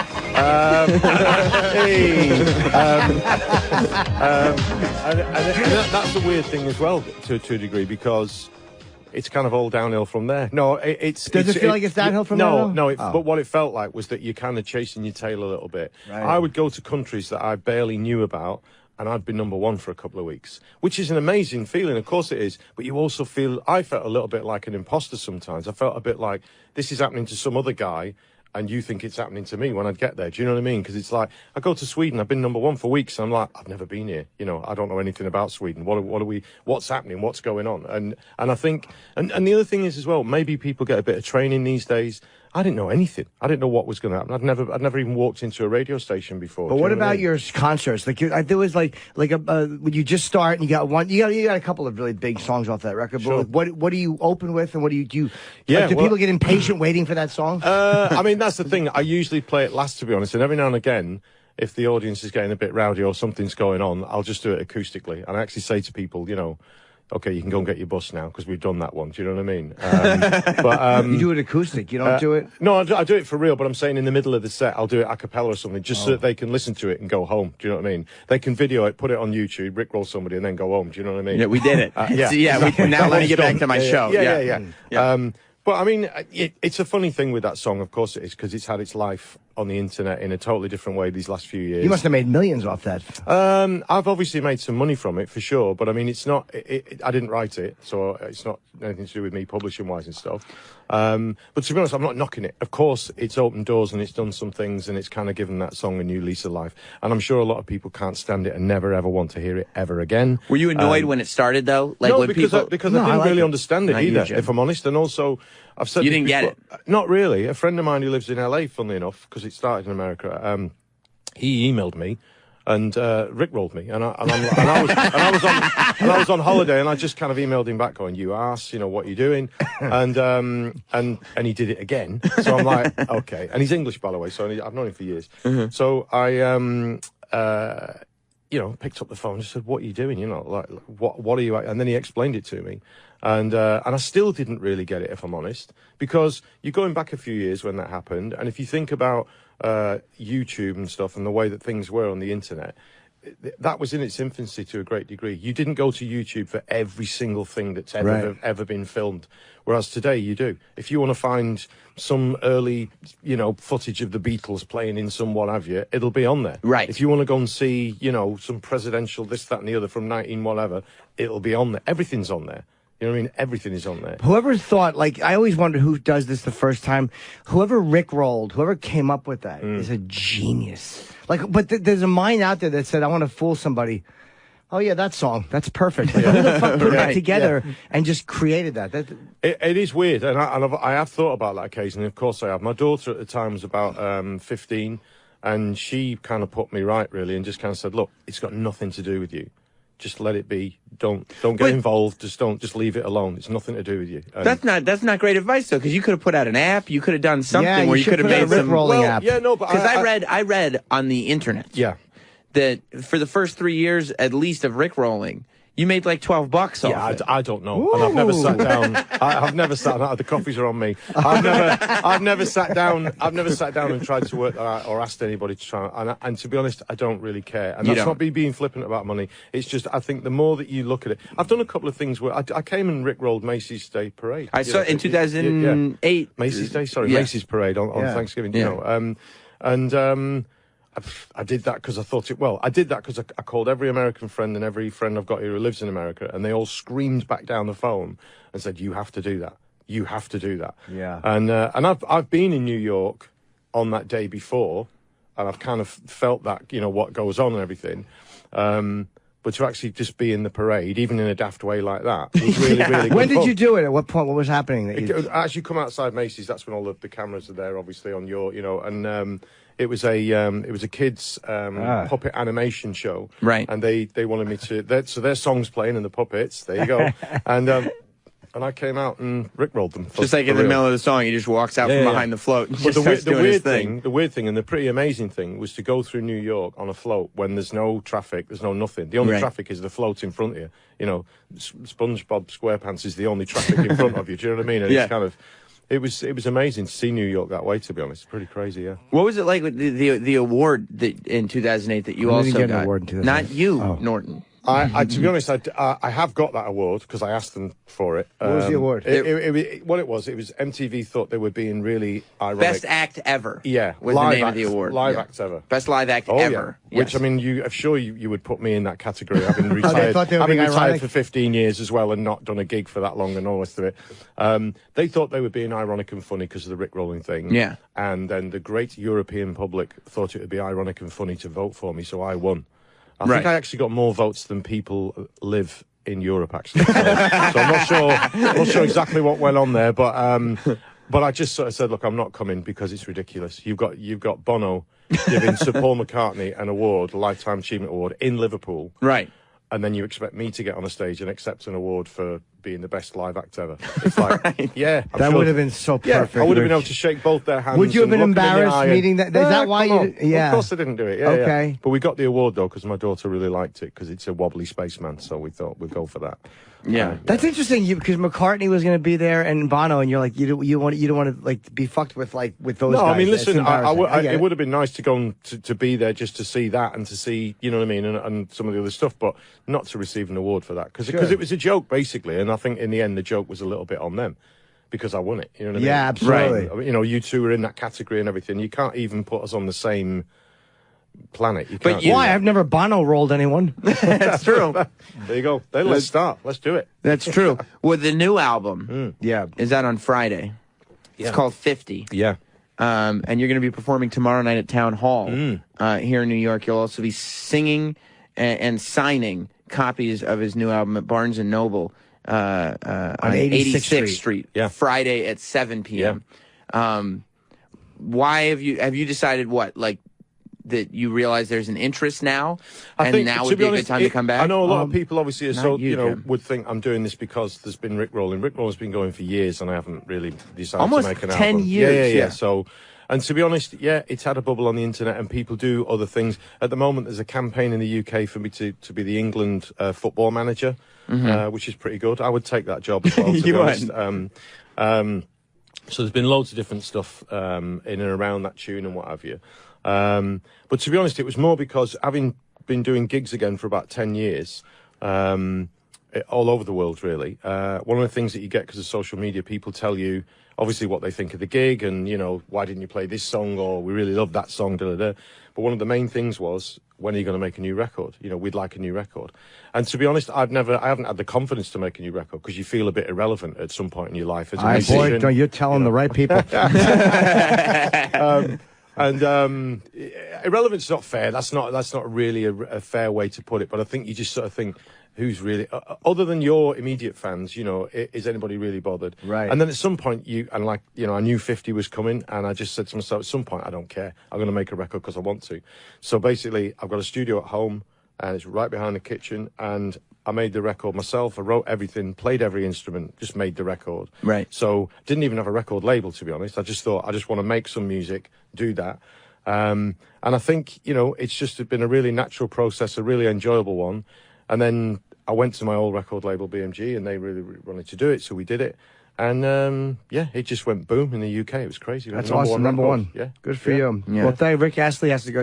You can follow him on Rick Astley, ASTLEY on Twitter. Yes, and rickastley.co.uk. And I believe this would be a taste off his new album.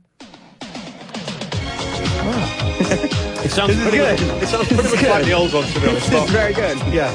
Yes. The drums at the beginning are not exactly the same. Yeah, They sound the same, but they're not quite the same. This is called I'm So Happy I Gave You Up. We will play a song off the new album on your way out. Thank you very much, Thank Rick. you. My pleasure. And Thanks for having me. we'll take a quick break. We'll be right back with Jim Norton and Sam Roberts. Now, Kelsey has entered the studio, and her and Sam are a little critical of my enjoyment of that song, but I actually do enjoy that. Yeah. It's not necessarily our demo, but... It's the dancing.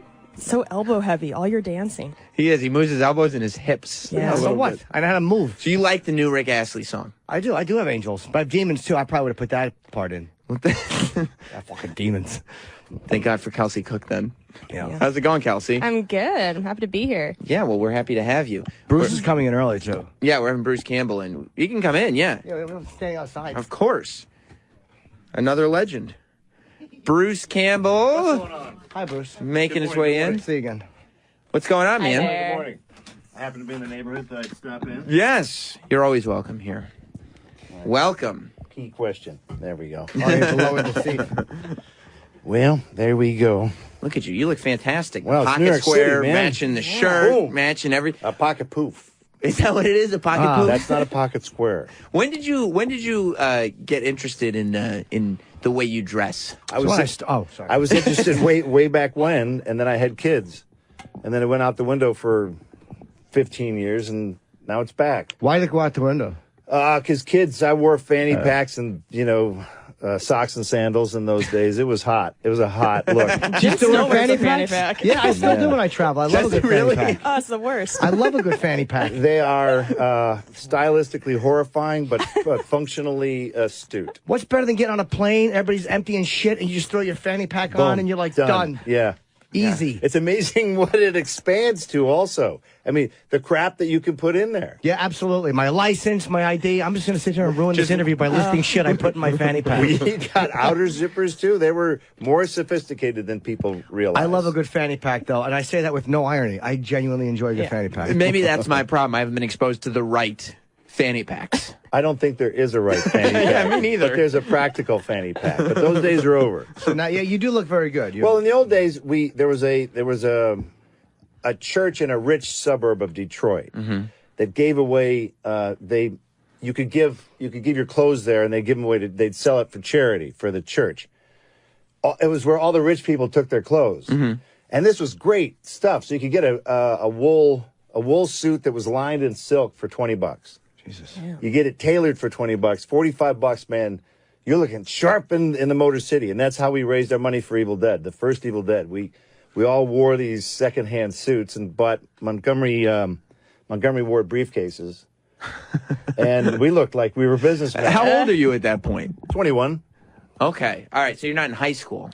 No, just after though. Not too far after. So you guys knew you wanted to finance this movie. You had a script, and you just had zero money. We had no idea how to get the money though.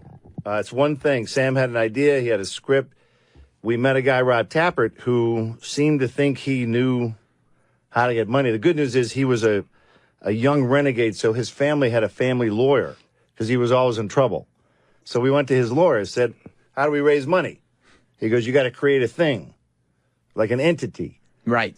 To then approach businessmen, and you speak their language, and you show them that you're not full of crap. And so that's what we did. And then we showed them a little Super 8 movie. We used to do a lot of Super 8 movies in high school. And we did a Super 8 short version of Evil Dead, and we showed that to investors, and then took their money.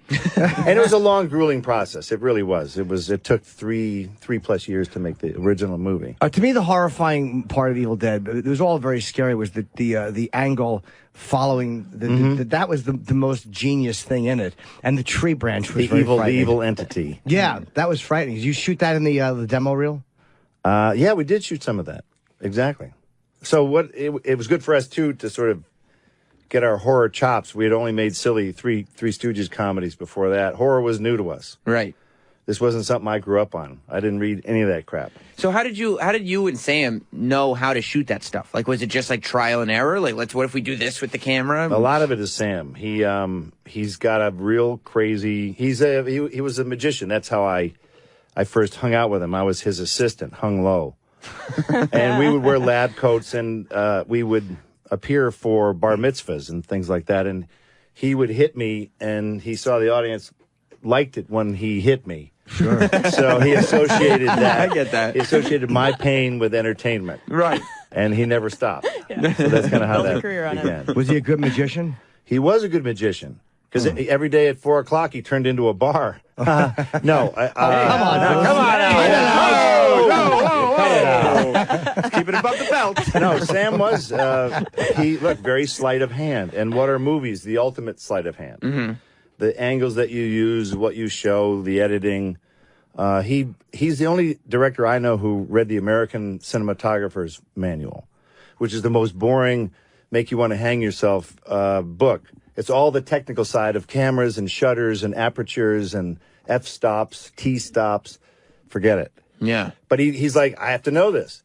I have this camera in my hand. What can it do? What can I make it do? Right. And it's impressive what he made it do. So that is impressive because, like, I feel like so many, especially young directors, student directors, whatever, instead of looking at a camera going, what can I make it do, are just looking at other movies and being like, oh, just do that. No question about it. And we, on the original Evil Dead, we had days where we filmed for 12 hours and got one shot. Oh, Jesus. Sam would be fired. He'd be fired in 3 days today. He would. In the TV world, by lunch, you've killed the bad guy. Little Billy got his medicine back, and, you've kissed your co-star. It happens so fast. But Sam's shot is, if his shot is, I want to be tracking with Ash from one window to the other, above him, and even be above the rafters of the cabin. How do we get that? Wow. And we're like, yeah, how do we get that? So we would spend the whole day figuring out how to get that shot. So then when you get into doing other movies, like after this thing, it's a success and blah, blah, blah, and you have a mainstream career and everything, do you go back to Sam and be like, you're not supposed to do it that way? Like, we can go way quicker than that. It was only, Sam still goes slow, though. He does. Oh, not much has changed. He just has now he has resources, though. Yeah. It's even more horrifying because Sam can go, no, here's what I want to do with the camera now. Mm-hmm. And all the effects wizards in Hollywood, they're not going to say no. They love these crazy visual challenges. So it's impressive to watch, but boy, as a director of those movies, you have to have an attention span. I mean, the detail of this crap of shooting all these effects, the layers, and shooting Ash vs. Evil Dead, the new show, there's nothing as an easy shot. There's not an easy shot in the whole show. Right. You're either green screen or some fake driving shot where you're projecting images on the car while you have the background plates playing that have to be shot beforehand. None of it's two guys sitting and talking. Do you like green screen? Huh? Do you like using green screen, or do you like the all-wear shooting? Green screen, it's just a modern day tool. And it used to be blue screen. Now everything's green screen. Before that, it was called chroma key. Before that, they had front screen projection. So it's going to change. Pretty soon they'll go, we don't even need green screen. We'll just do it. We'll just add it in. Do it. Yep. Yeah. We'll just change it later. What do you hate that movies do? Like, is there anything you do like a movie that's It's all technical. It's so technical. It's like me talking to you, but you're a tennis ball on a stick. And then because you can't be there because you're a monster and you're being made up and we're not ready for you yet.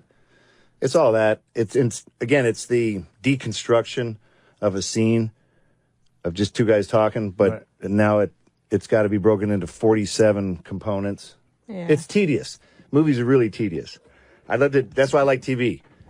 Well, let's go, man. We're shooting. You're on set at 7. That first shot is about 7:20. Yeah, you don't like sitting. It's a real case to sit around and wait. Hurry up and wait. God damn it! I fucked it up. Worst. And by the way, the show is 8:00 on Stars. Yes. On Sunday night. Ash vs. Evil Dead. When you did Fargo, did they do Fargo? Because I mean, that is one of the greatest TV series they've done in quite some time. Fargo, the movie or the TV show? The TV show. I'm the only actor who's been in both. Were you in the movie? Hell yeah! I told you he was in the movie. He didn't believe me. You didn't say it. When the guy's putting a leg in the chipper, it's near the end of the movie. The other guy's watching a shitty soap opera, and I'm in the shitty soap opera. And so did they film the soap opera for the? No, the Coen Brothers, the producer of the Coen Brothers was an old high school buddy of mine. He knew that I had done a really bad soap opera years before, and he goes, that's great. He goes, let's just get the footage. Just get the rights to it. It costs like $1. So that's what they did. It was something we had filmed years before. And then did the people who did the TV show, did they have any idea that connection existed? No. No. So that was just a happy coincidence. Except for the same producer, John Cameron. So he then brought me in to do Ronald Reagan. Right. TV You show. did. You sat down and you said, "Well, you did a little Reagan There when you first." go again. How can you not? Once you look, my kids grew up in the Reagan era, all the '80s. You couldn't get the guy off TV. Yeah. There you go. He was the scolder in chief. You do Reagan, I do Clinton. That's awesome. Now, what's your Clinton? Let's hear a little bit of your Clinton. Fuck the black hooker behind some my bushes. God! So it's not really how he does it; it's what he says. That's it. It's the content. Okay. That's dead on. Oh my God! Bill, are you here? I Oh my looked over my God. shoulder. I was like, Yeah. I think he's here. That's actually an excerpt from his autobiography. I Oh believe. man! Yes. Well, you'll appreciate. I met him once. I met him in Miami. How was he when you meet him? Hilarious. He is, right? Oh, it was a function for Haiti, some relief thing. I know and- it. I saw you at Eve. I've chased women through the woods You're like close. that. You're close. You're close. He yells like that. No, doesn't he? we got the guy who was his assistant told us, me and the star of Burn Notice, he goes, if you guys get near the end of the line, he'll have more time. If you get near the front of the line, he's got to blow past you. Yeah. We're like, good advice. Yeah. Got way near the end. We're 20 feet away. He looks over at us. He goes, oh, man. Hey. It's sort of like how you did it. Oh, I love your show. And we literally, both of us, we look behind us. He's not talking about us, is he? Yeah, maybe Dennis Hoff from the Bunny Exactly. Ranch. So we finally get up there, and he says the words. He goes, Burn Notice is my favorite show. You play my favorite character. He's saying this to me. Sam, we're both over the hill warriors. I'm like, what? Oh my God. Bill Clinton was watching Burn Notice? Yeah, because he goes, Hillary's gone all week. This is when she was Secretary of State. So I'm home. I watch the show. Oh, it's a good show. Where's the girl? He did end it with that. Where's the girl? That's got to be pretty great. That's hilarious. He said he did it when Hillary had pneumonia.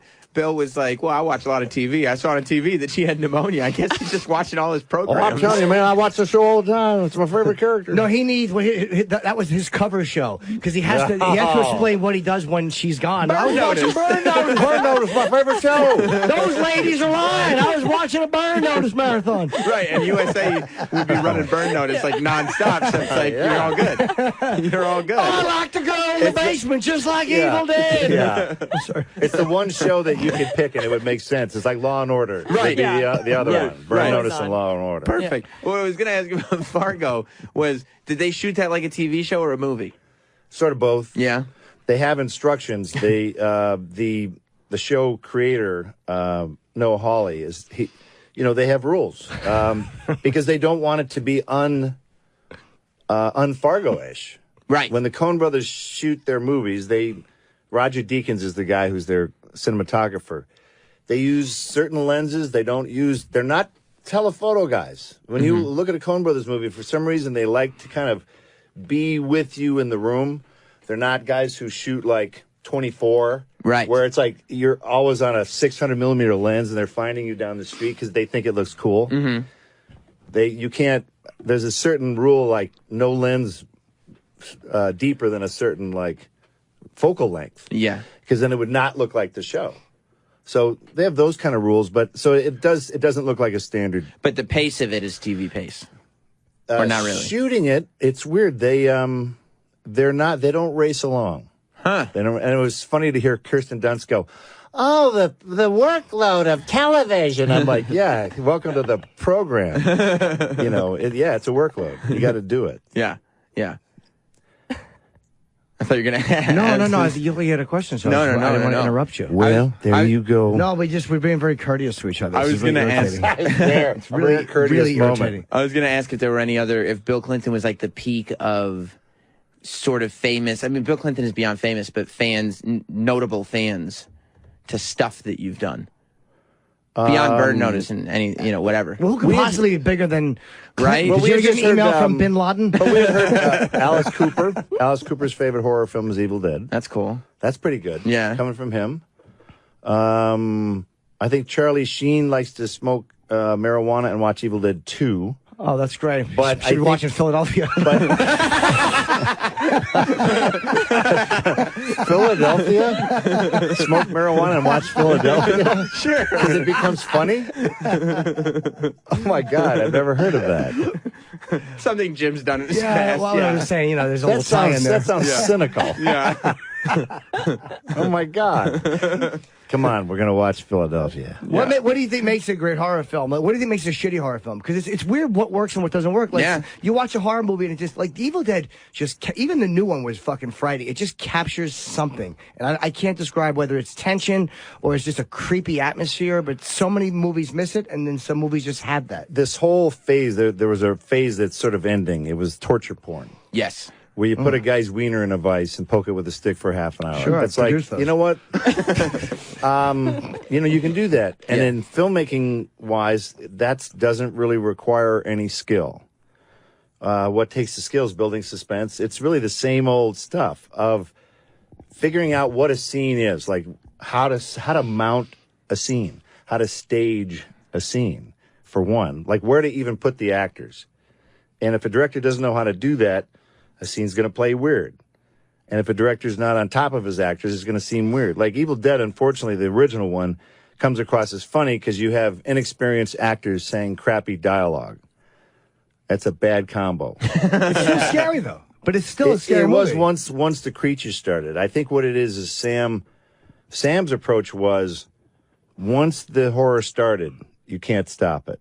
Most of the classic horror movies, like Texas Chainsaw Massacre. Right. Once that chainsaw got fired up, it pretty much didn't end until the end. Right.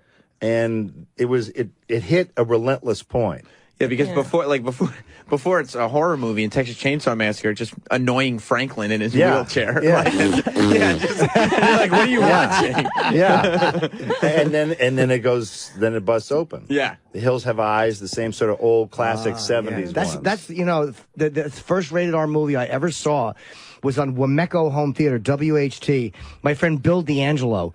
I love Bill D'Angelo. Yeah, Bill D'Angelo. And his parents had WHT, and The Hills Have Eyes is the first rated R movie. That's a scary-ass movie. It's a terrifying movie. Do you know that started a trend? In The Hills Have Eyes, there's a poster of Jaws that's torn in half. Because it's the future and... No, it's because... Hold on, his stupid anticipatory guess was terrible. We were courteous before. Meaning that whatever happened in that movie, it's nothing like what's going on in here. Right. So in Evil Dead, we took a Hills Have Eyes poster and put it in the basement and tore that in half. So does it actually give a message to the audience that this is nothing compared to what you're seeing here? Exactly. Because that's a movie, but this is real. Yes. Yeah. Then and this is all Wes Craven back and forth with Sam Raimi. And then in Evil Dead, what was the first Nightmare on Elm Street? Nightmare on Elm Street, yeah. Kid's watching TV late at night, he's watching the Evil Dead. He's watching Evil Dead. So then when we did Evil Dead 2, we took Freddy's hand, Freddy's claw, and put that in the work shed. So they've been sort of communicating little props back and forth for years. Cool. Does it make it scarier because it's like, hey, people watching the movie have seen Jaws or they've seen The Evil Dead, so it's like, okay, that's actually relatable because I've seen that movie and they see it as a movie, so that's realistic. It's all subliminal torment. Oh. Mm-hmm. Yeah. Horror works on many levels. Do you know what was a scary movie? Was The Conjurings were scary movies. I thought the first one and the second one were pretty... Yeah, I like The Conjuring. But you said that you have to keep the horror going. Those are ones that will kind of like back off a little bit and then go. Maybe there's just a different pace in those. It's more the suspense stuff. Or did you not think they were scary? I like stuff with pace. I do. Once stuff gets going. Horror movies can get slow because they think that slow brooding shots are what it's all about. That's actually fine. And in the original Evil Dead, there are little slow moments, but they're just breathers until it starts again. Let your ears clear. Do you still try to see everything?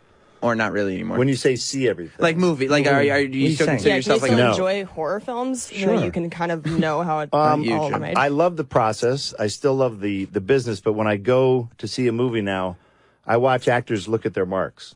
It's all still too technical. You see actors looking at their Oh, marks? hell yeah. Oh, there's some great ones. Seriously, and it's a little flick of the eyes. It's all it is. What's but a good I know one? what they're looking for. What's a good one? I'm not gonna out any of my brother sister actors, but it's when you have to run, and they're using telephoto lens, and then you have to hit a mark. And so you have to run. You know it wasn't in the theory of everything. Because he's in a wheelchair. Bill Clinton is chasing you, and you're running. Oh my God! You mean because Stephen Hawking has no use of his legs? Oh my God! Look at his mark. It's a chair. So you get to the mark, and you have to stop, but you've been running. Right. And you're not supposed to look at your mark, but you have to. Because otherwise, unless you have really good peripheral vision, you're going to miss your mark. And if you miss your mark, you're out of focus. It's that simple. So you go, where is it? There it is. Everyone is now going to look for that. I never thought to look at that. Bad. Believe me, I've been on sets. I never thought. And I'll tell you, the other thing is watching actors save a line. They'll be in the middle of a line, and I know that they're halfway toward fucking that thing up, and they're gonna pull their way out of it. Yeah. Shatner's the best at it because I watched T.J. Hooker. So he's good at almost butchering one and then fixing it? Normally, Shatner talks at a pretty lightning fast pace. He's William Shatner. He's talking. And when sometimes the lines aren't as obvious to him, he slows down. Becomes more deliberate in his approach. Until he gets it, then he's back speeding up again. He's talking. So some actors you can save a line because you're like, I'm not doing this again. Wow, you can see them actually doing it. Yeah, you see them bogged down, and then but the great thing is watching them claw their way out of it. But is that almost without making them look like they're clawing their way out of it? That's a gift. And it might make it look more natural too, because that's when sometimes you're talking, you don't know exactly what you're going to say, so you stop and. That is true. Right. There's a lot of old timey actors. They would talk like that, like radio announcers, right? With all the perfect pacing, because that's kind of how they were taught. Then you get into John Cassavetes, more of the avant-garde stuff, and you want actors to not act. Yeah, it's weird. I can't watch a lot of the older Pacinos, films. you know what I mean? Early De Niro's, they got into more of the mannerisms and stutters and sniffles and a lot. Actors now, this is my favorite. Okay, so say some lines of dialogue to me. I don't know. For dinner, I was thinking maybe we can get some chicken or something. What do you think? Why is he looking? Bruce is looking around. I'm like, what are you looking at? He's looking all What are around you the looking room. at? Me? And now I'm going to be that same actor. Okay. Yeah, I'm going to go to the store. I don't know. Get some chickens. I don't know, maybe some donuts or whatever. I'm like, where the fuck? What are you looking at? He's looking all right around here. the room. Because they gotta. Is it because like actors feel like they have to be doing something to make this special? I think so. They have to have something else going on. So the audience goes, "What is he doing?" Isn't that He's like compelling? It's a Mickey Rourke. It's almost like a Mickey Rourke. But it is, and you watch some actors the very first time, and you go, "Oh my God, they're amazing!" And you see him the second time, you go, "Oh." He's doing the That's thing. his thing. No, that's his shtick. Yeah. You go, Nick "Oh." Cage. And it's partly depressing, I must say. Okay, that reminded me of a Mickey, like just a mysterious guy looking beyond and not kind of. Mickey Rourke was great at that. Yeah, he was amazing. Philip Seymour Hoffman had a great way Watch of him, not the bomb looking maker in the eye. in Body Heat. Watch him. He's when he's making his little bomb, he's got these little ticks. He's explaining it. Here's what you want to do with your thing.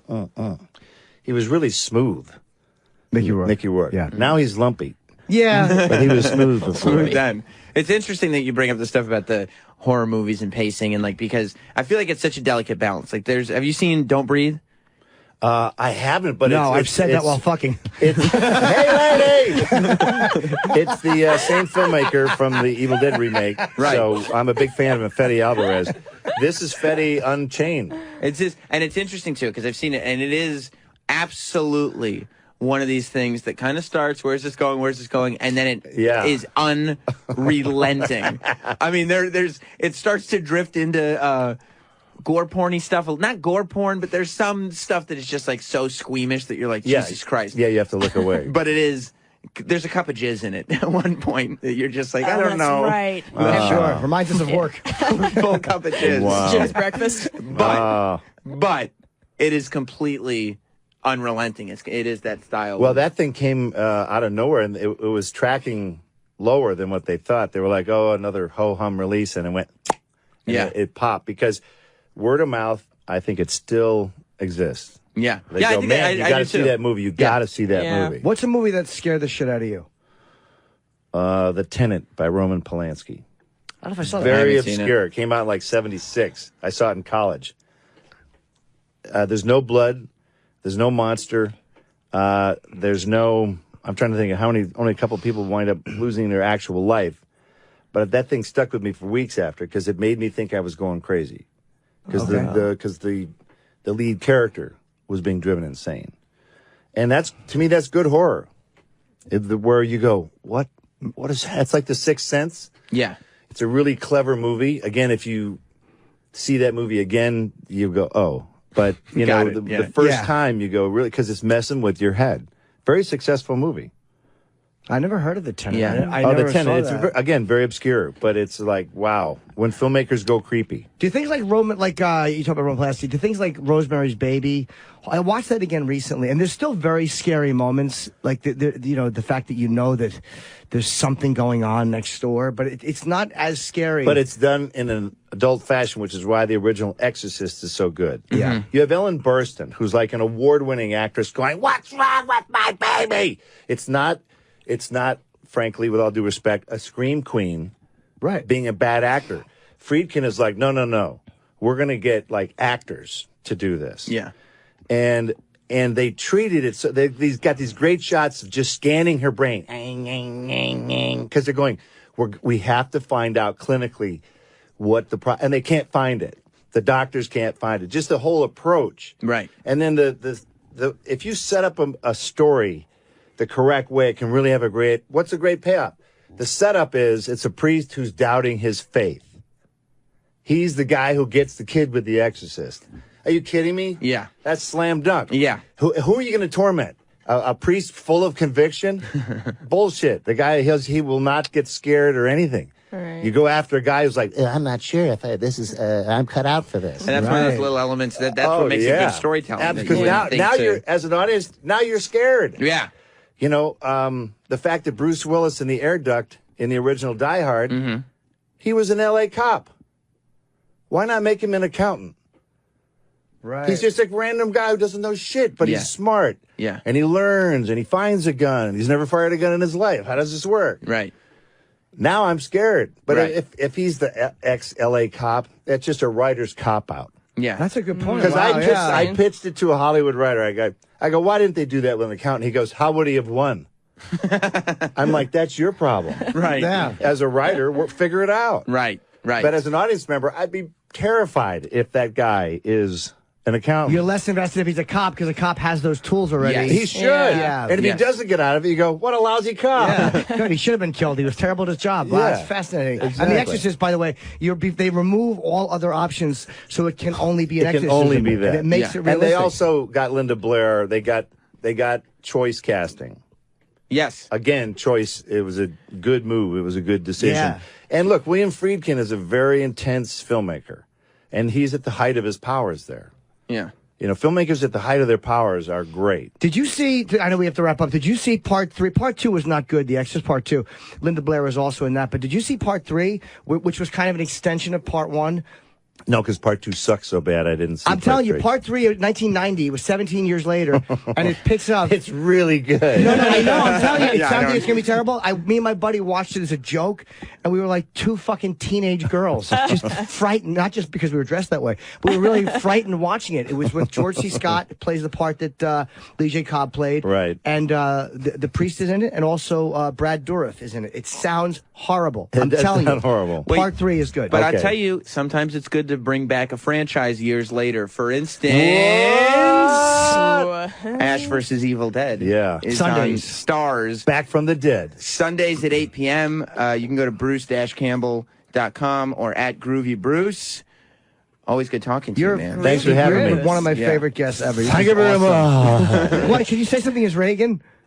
Well, there you go again. Well, they are barbarians. We'll start bombing in 5 minutes. Well, Nancy, there we go. I had my salad tossed by Cicely Tyson. We'll be right back. Jim Norton and Sam Roberts will be back after this.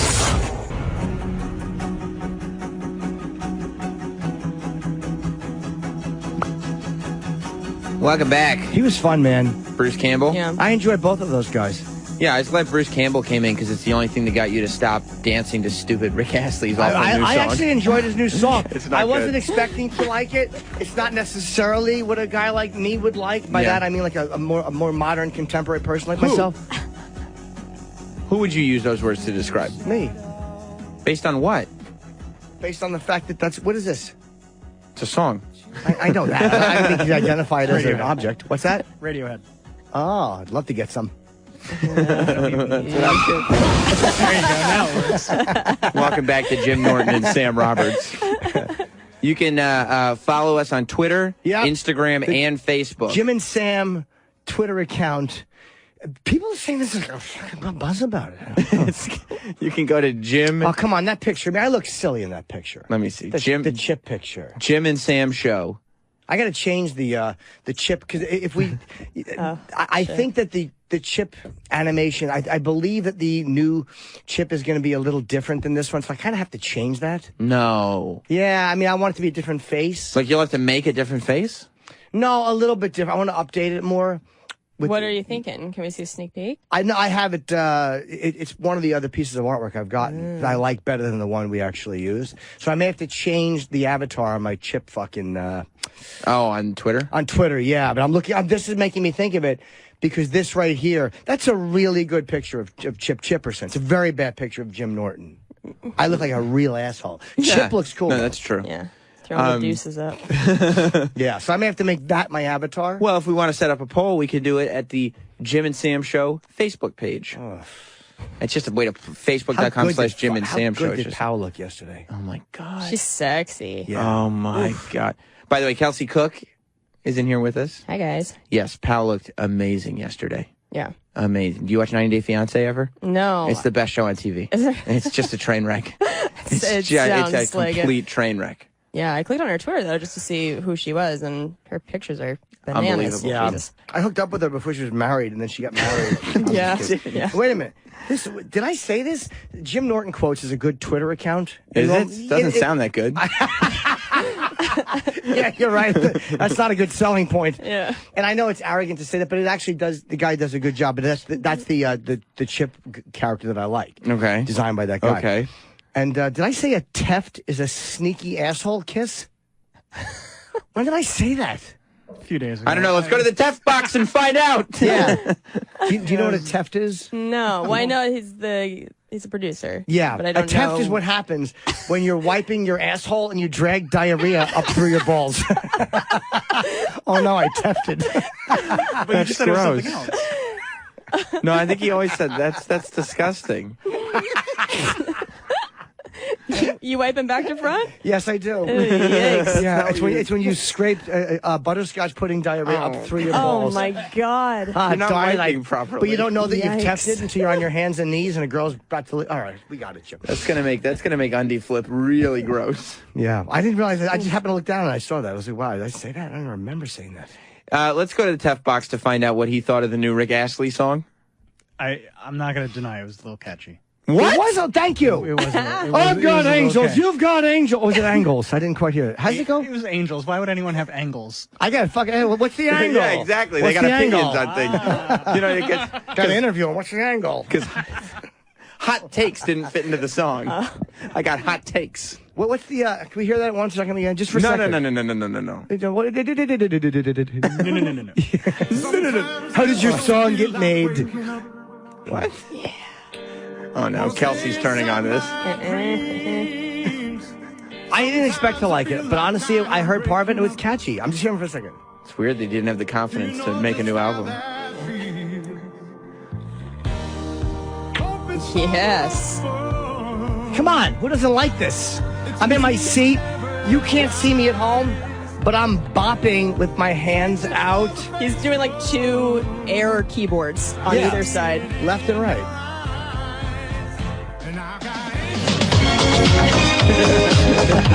God damn it! You're ruining it!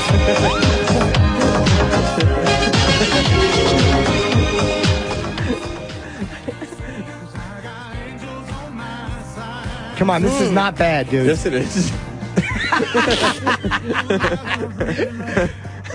No, I like it. It's I I'm enjoying it. You are? Yeah. Now I'm enjoying it. I You're- hated it before, but now I like You're it. in the minority, Sam. I don't mean just racially. Kelsey's not moving a muscle and hasn't smiled once. That's She's how not she dances. enjoying No, it. she is. She kegels a balloon. She has a balloon hanging out and it kegels. That's how she knew does those moves were I've coming seen her from dance somewhere. on the road. Yeah.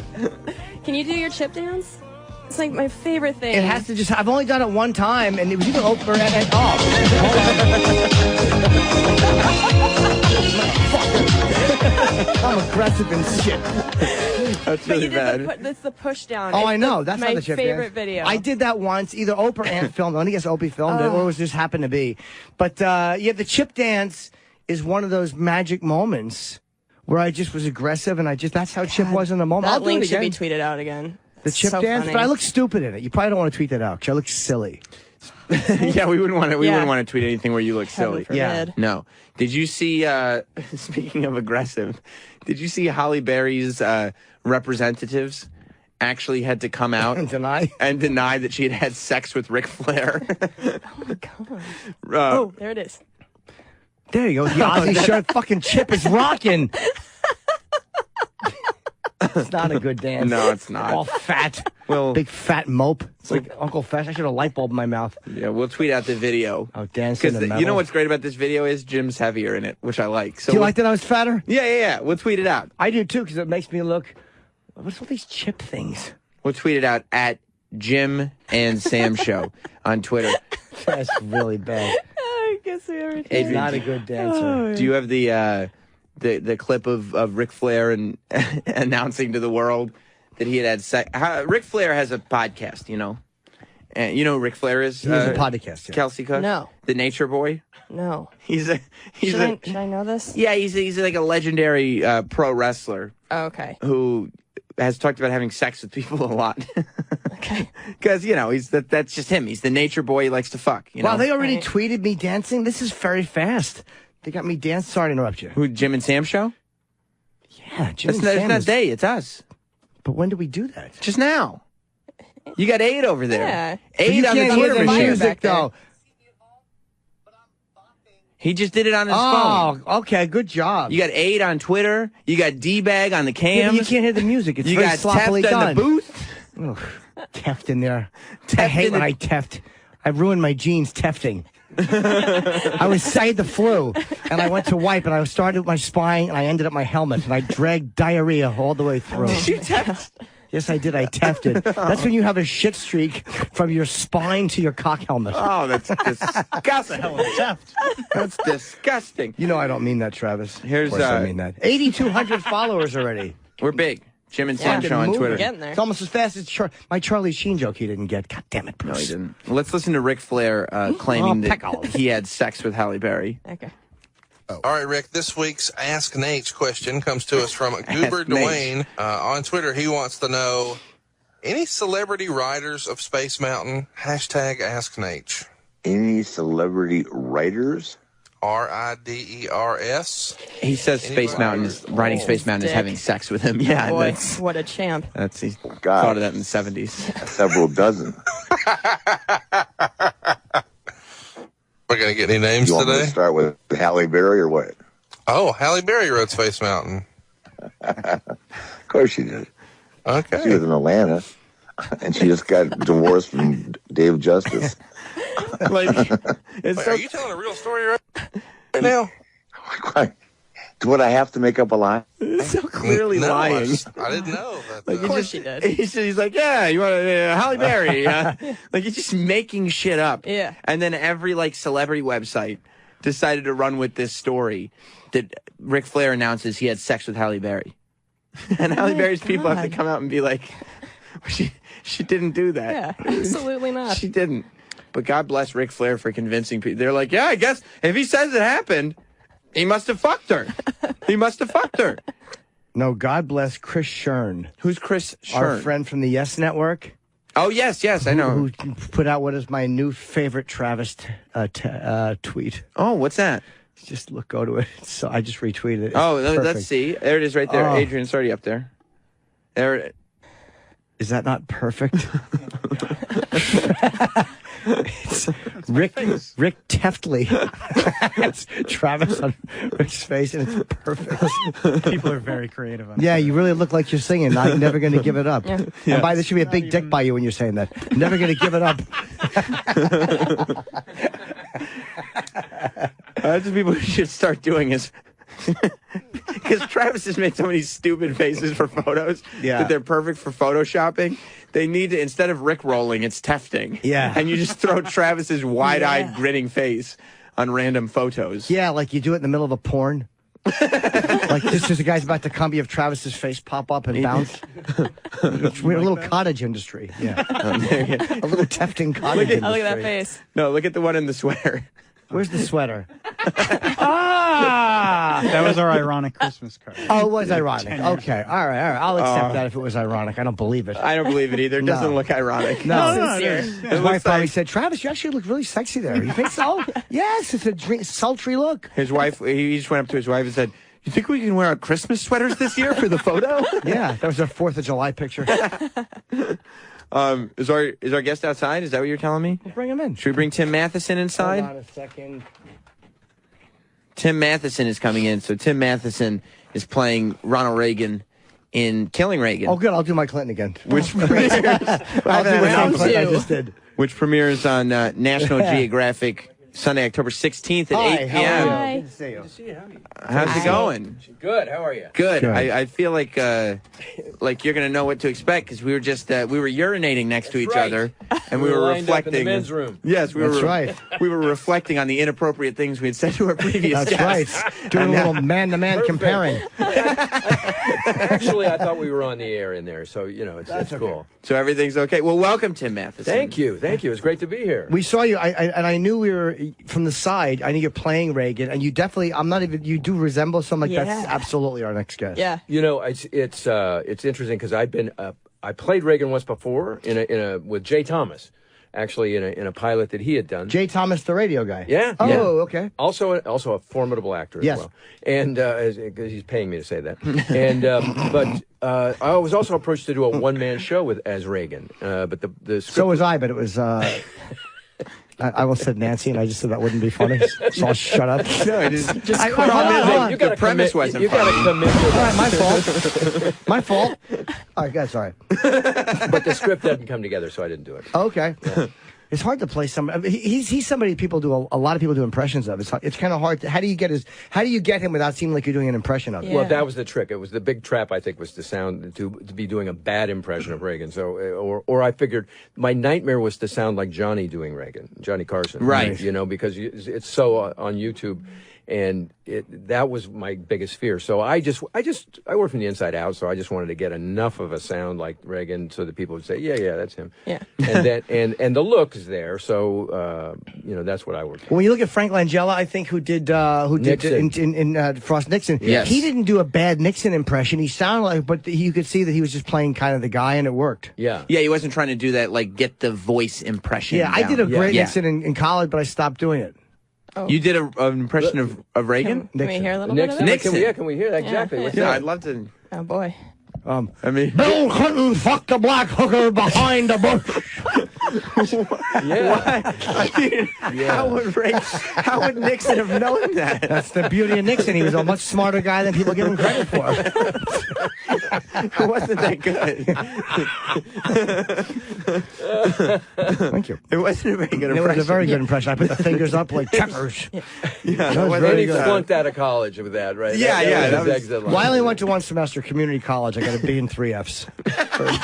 I did. What'd you get the B in? Yeah, it's English. Oh. English, but that was more That's odd. merciful. That I would never have guessed that. Me Yeah, neither. No. Me neither. You're our second, actually, we were talking about this. You're our second Reagan we've had in today. We had Bruce Campbell in before you, and Bruce played Ronald Reagan on Fargo. Oh, on the TV series, like right. for one episode or Yeah, something. Yeah. Oh, that's too funny. Yeah. I got to check that out. You know, Colin Quinn does an amazing Reagan. Do you know Colin Quinn, Yeah, the sure I comedian? do, yeah. He does probably the best Reagan. But he does, and he doesn't do it much in his act, but he's done it on the radio, and it's a perfect Ronald Reagan. Yeah, yeah. It's interesting. There's Frank Langella right there, right? Yeah. Yeah. That was a good Nixon. Have you seen Nixon, Elvis and Nixon? Yes, it's great. I didn't see that, but I thought Michael Shannon was an interesting choice to play Elvis and Kevin Spacey. Not a lot like Elvis, though. My favorite scene in it is when the Elvis impersonator comes up to Elvis in the airport. Yeah, and says, "You're not a very good Elvis, but let me show you." And does an Elvis impersonation, which is better than Michael Shannon. Right. Ah, shit. Right. I wonder why they got him. That was just he doesn't look like Elvis a lot. He was too thin. Because he was thin, and Elvis at that point was just drugged out of his mind, right, and there wasn't any of that. So it was. I think the script had given some limitations, but that's just my 2 cents. Yeah. So speaking of scripts, like Killing Reagan is a Bill O'Reilly book. Yeah. And I know this because he's plugged it at the end of his show, like nonstop. Like the last 15 minutes of his show is just plugging whatever's on his website. But was he at all involved in the movie, in the making of the film? No, he came in at the end. He came down to visit the set one day. Very tall. Yeah. You've met Bill. So, I mean, he's huge. He's like 6'5", something like that. Oh. But very bright guy. And it was very apolitical. We didn't discuss politics, so none of that came up. And I just found him very smart. Mm-hmm. And it was an astute thing, this series of books. It would be a career for the normal person in addition to what he does at Fox. So it's really smart, this drama. The killing of series that he's done is great, and with Reagan it's interesting because he's not killed by the assassin, so his story goes on after he's been shot. So it's a little different than all the others. So it's about Hinckley and leading up to exactly. Okay, yeah. Because he did O'Reilly's done a series of books. He did Killing Kennedy and he did Killing Jesus. He's done all of them, and you're right. It would be a career, and he's smart to then turn them around and turn them into movies and there's 5 more of these that are coming, and I think they're I forget what's going next, but Killing Michael Jackson. It's the Dr. Conrad Murray story. Very nice. You should pitch that. Do you worry at all? Because I mean, it's a good thing because he's going to promote the shit out of the movie on his show, which has a huge audience. Smart. No, you're right. My ears are not garbage cans. You're right, Jim. I shouldn't have. It's a huge promotional tool, but you're not apolitical. You're pretty, like on Twitter, you're pretty clear about your opinions and that you're a Hillary Clinton supporter and very, very against Donald Trump. Are you worried that like people on the O'Reilly side of things are going to find out about you through the movie, or think, oh, let me check him out on Twitter, and then be like, wow, this, When I do O'Reilly, I'm going to do O'Reilly tonight, I think, and Fox and Friends tomorrow. I'm chicken shit. I'm not going to say anything political. I'm just going to go, no, vote. Right. I'm not going to tell you who to vote for, but when I go there, I'll just be apolitical. But because on Twitter you're not even sort of apolitical. No. You're very, very clear. Well, that's the best part, though, is that you get all these O'Reilly fans to come in there, and then they see that you're a big Hillary supporter, and then you go, and I played your favorite son, you shitheads. And you point at them. They get so upset on Twitter.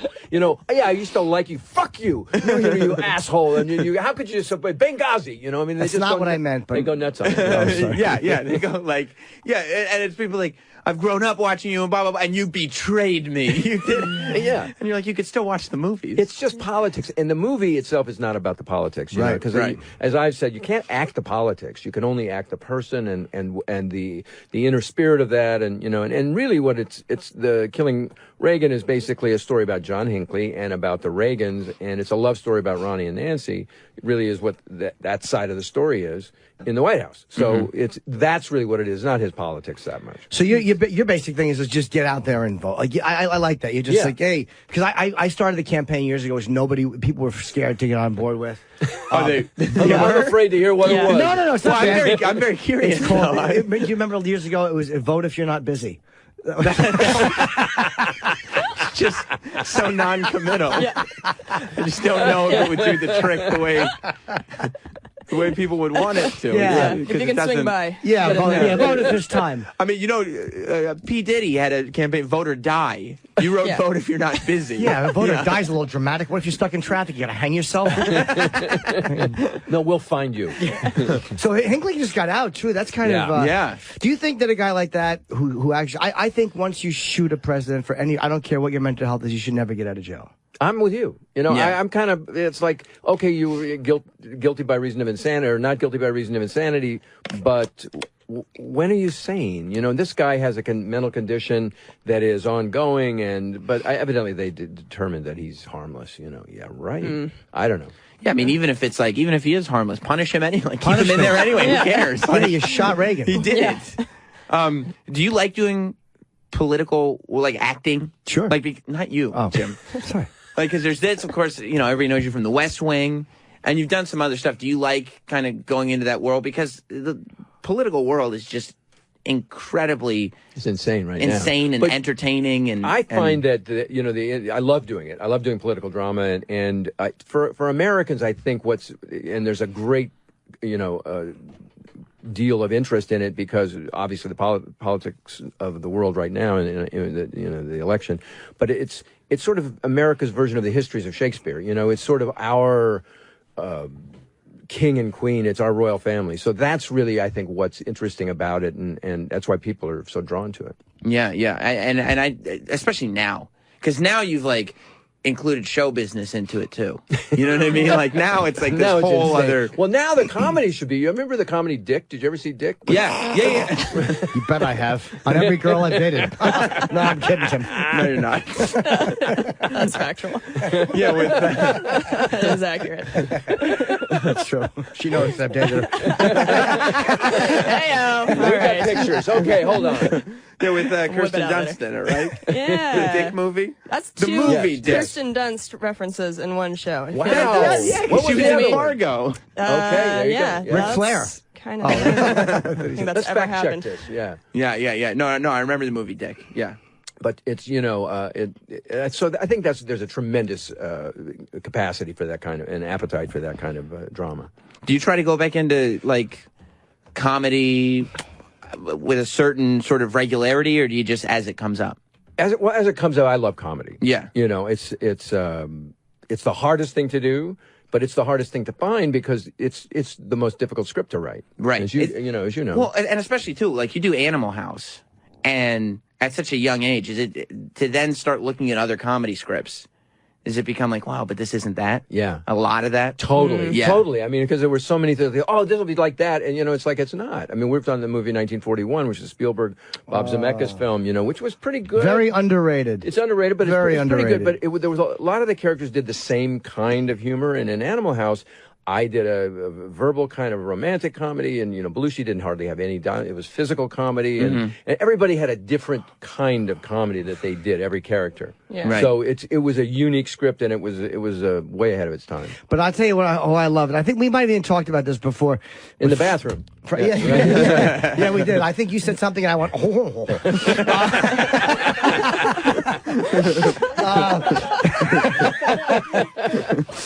Frank McRae is the funniest guy on earth. And he was in Used Cars, which I think is a Zemeckis, Kurt Russell, Jack Warden comedy, which I've been yapping about for a year.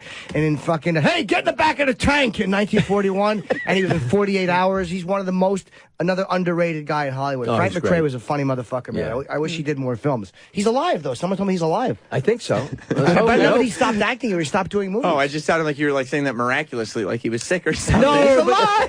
but he was so good. Yeah, well, that's the Bill O'Reilly's next book, Killing Frank McRae. But no, the fact is he's done so many funny things, and he's such a funny guy, and all of a sudden you don't see him anymore, and it's like, what happened to him? Well, you know, it's that crazy thing about show business. It's like all of a sudden nobody calls you. You know, I mean, it's like you have good times, bad. You know that, Sure. and it's like, you know, there's good times, there's bad times. He didn't know there were good times. Yeah, exactly. I just thought no one called you. That was in the business. You don't know what, you know, like, am I out of the business? I mean, nobody let you know. Yeah. So it's just How long of a string have you gone on?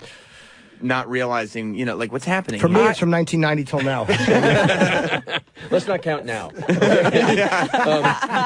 You know, I've hustled. I've started directing and producing, so I'm always doing something. And so you'll create a project for yourself if there isn't one. It was the only way I kept my sanity because you know, and that way I could be unemployed in two different jobs, acting and directing. But it was the best sort of fallback thing for me. So I just didn't lose my mind to sit by the phone and going, when's it gonna ring? You know, that That's what how I've approached it. And West Wing just got. I usually hate lists because I never make lists. But the Rolling Stone top 100 shows, I did look at it. I think West Wing was right ahead of MASH. I want to say it was 17 or 16, wow, and West Wing was 15 or 16. Jeez. Yeah. So that's a tremendously respected show. Yeah. How awesome is Martin Sheen? Oh, he's fabulous. That was really a stupid question. How awesome is Martin Sheen? Chris Farley, I don't know. I know, I understand. I didn't have a follow-up. I know, I admit it. It was a terrible question and an on point. Right. I just happen to like Martin Sheen. You ever see Apocalypse Now? God, that's trying to salvage a bad question. You ever see Apocalypse Now? That's where you were going with this. Absolutely. Absolutely. Do you watch movies and yes. think not you. The questions aren't going to be directed to you. We're doing this.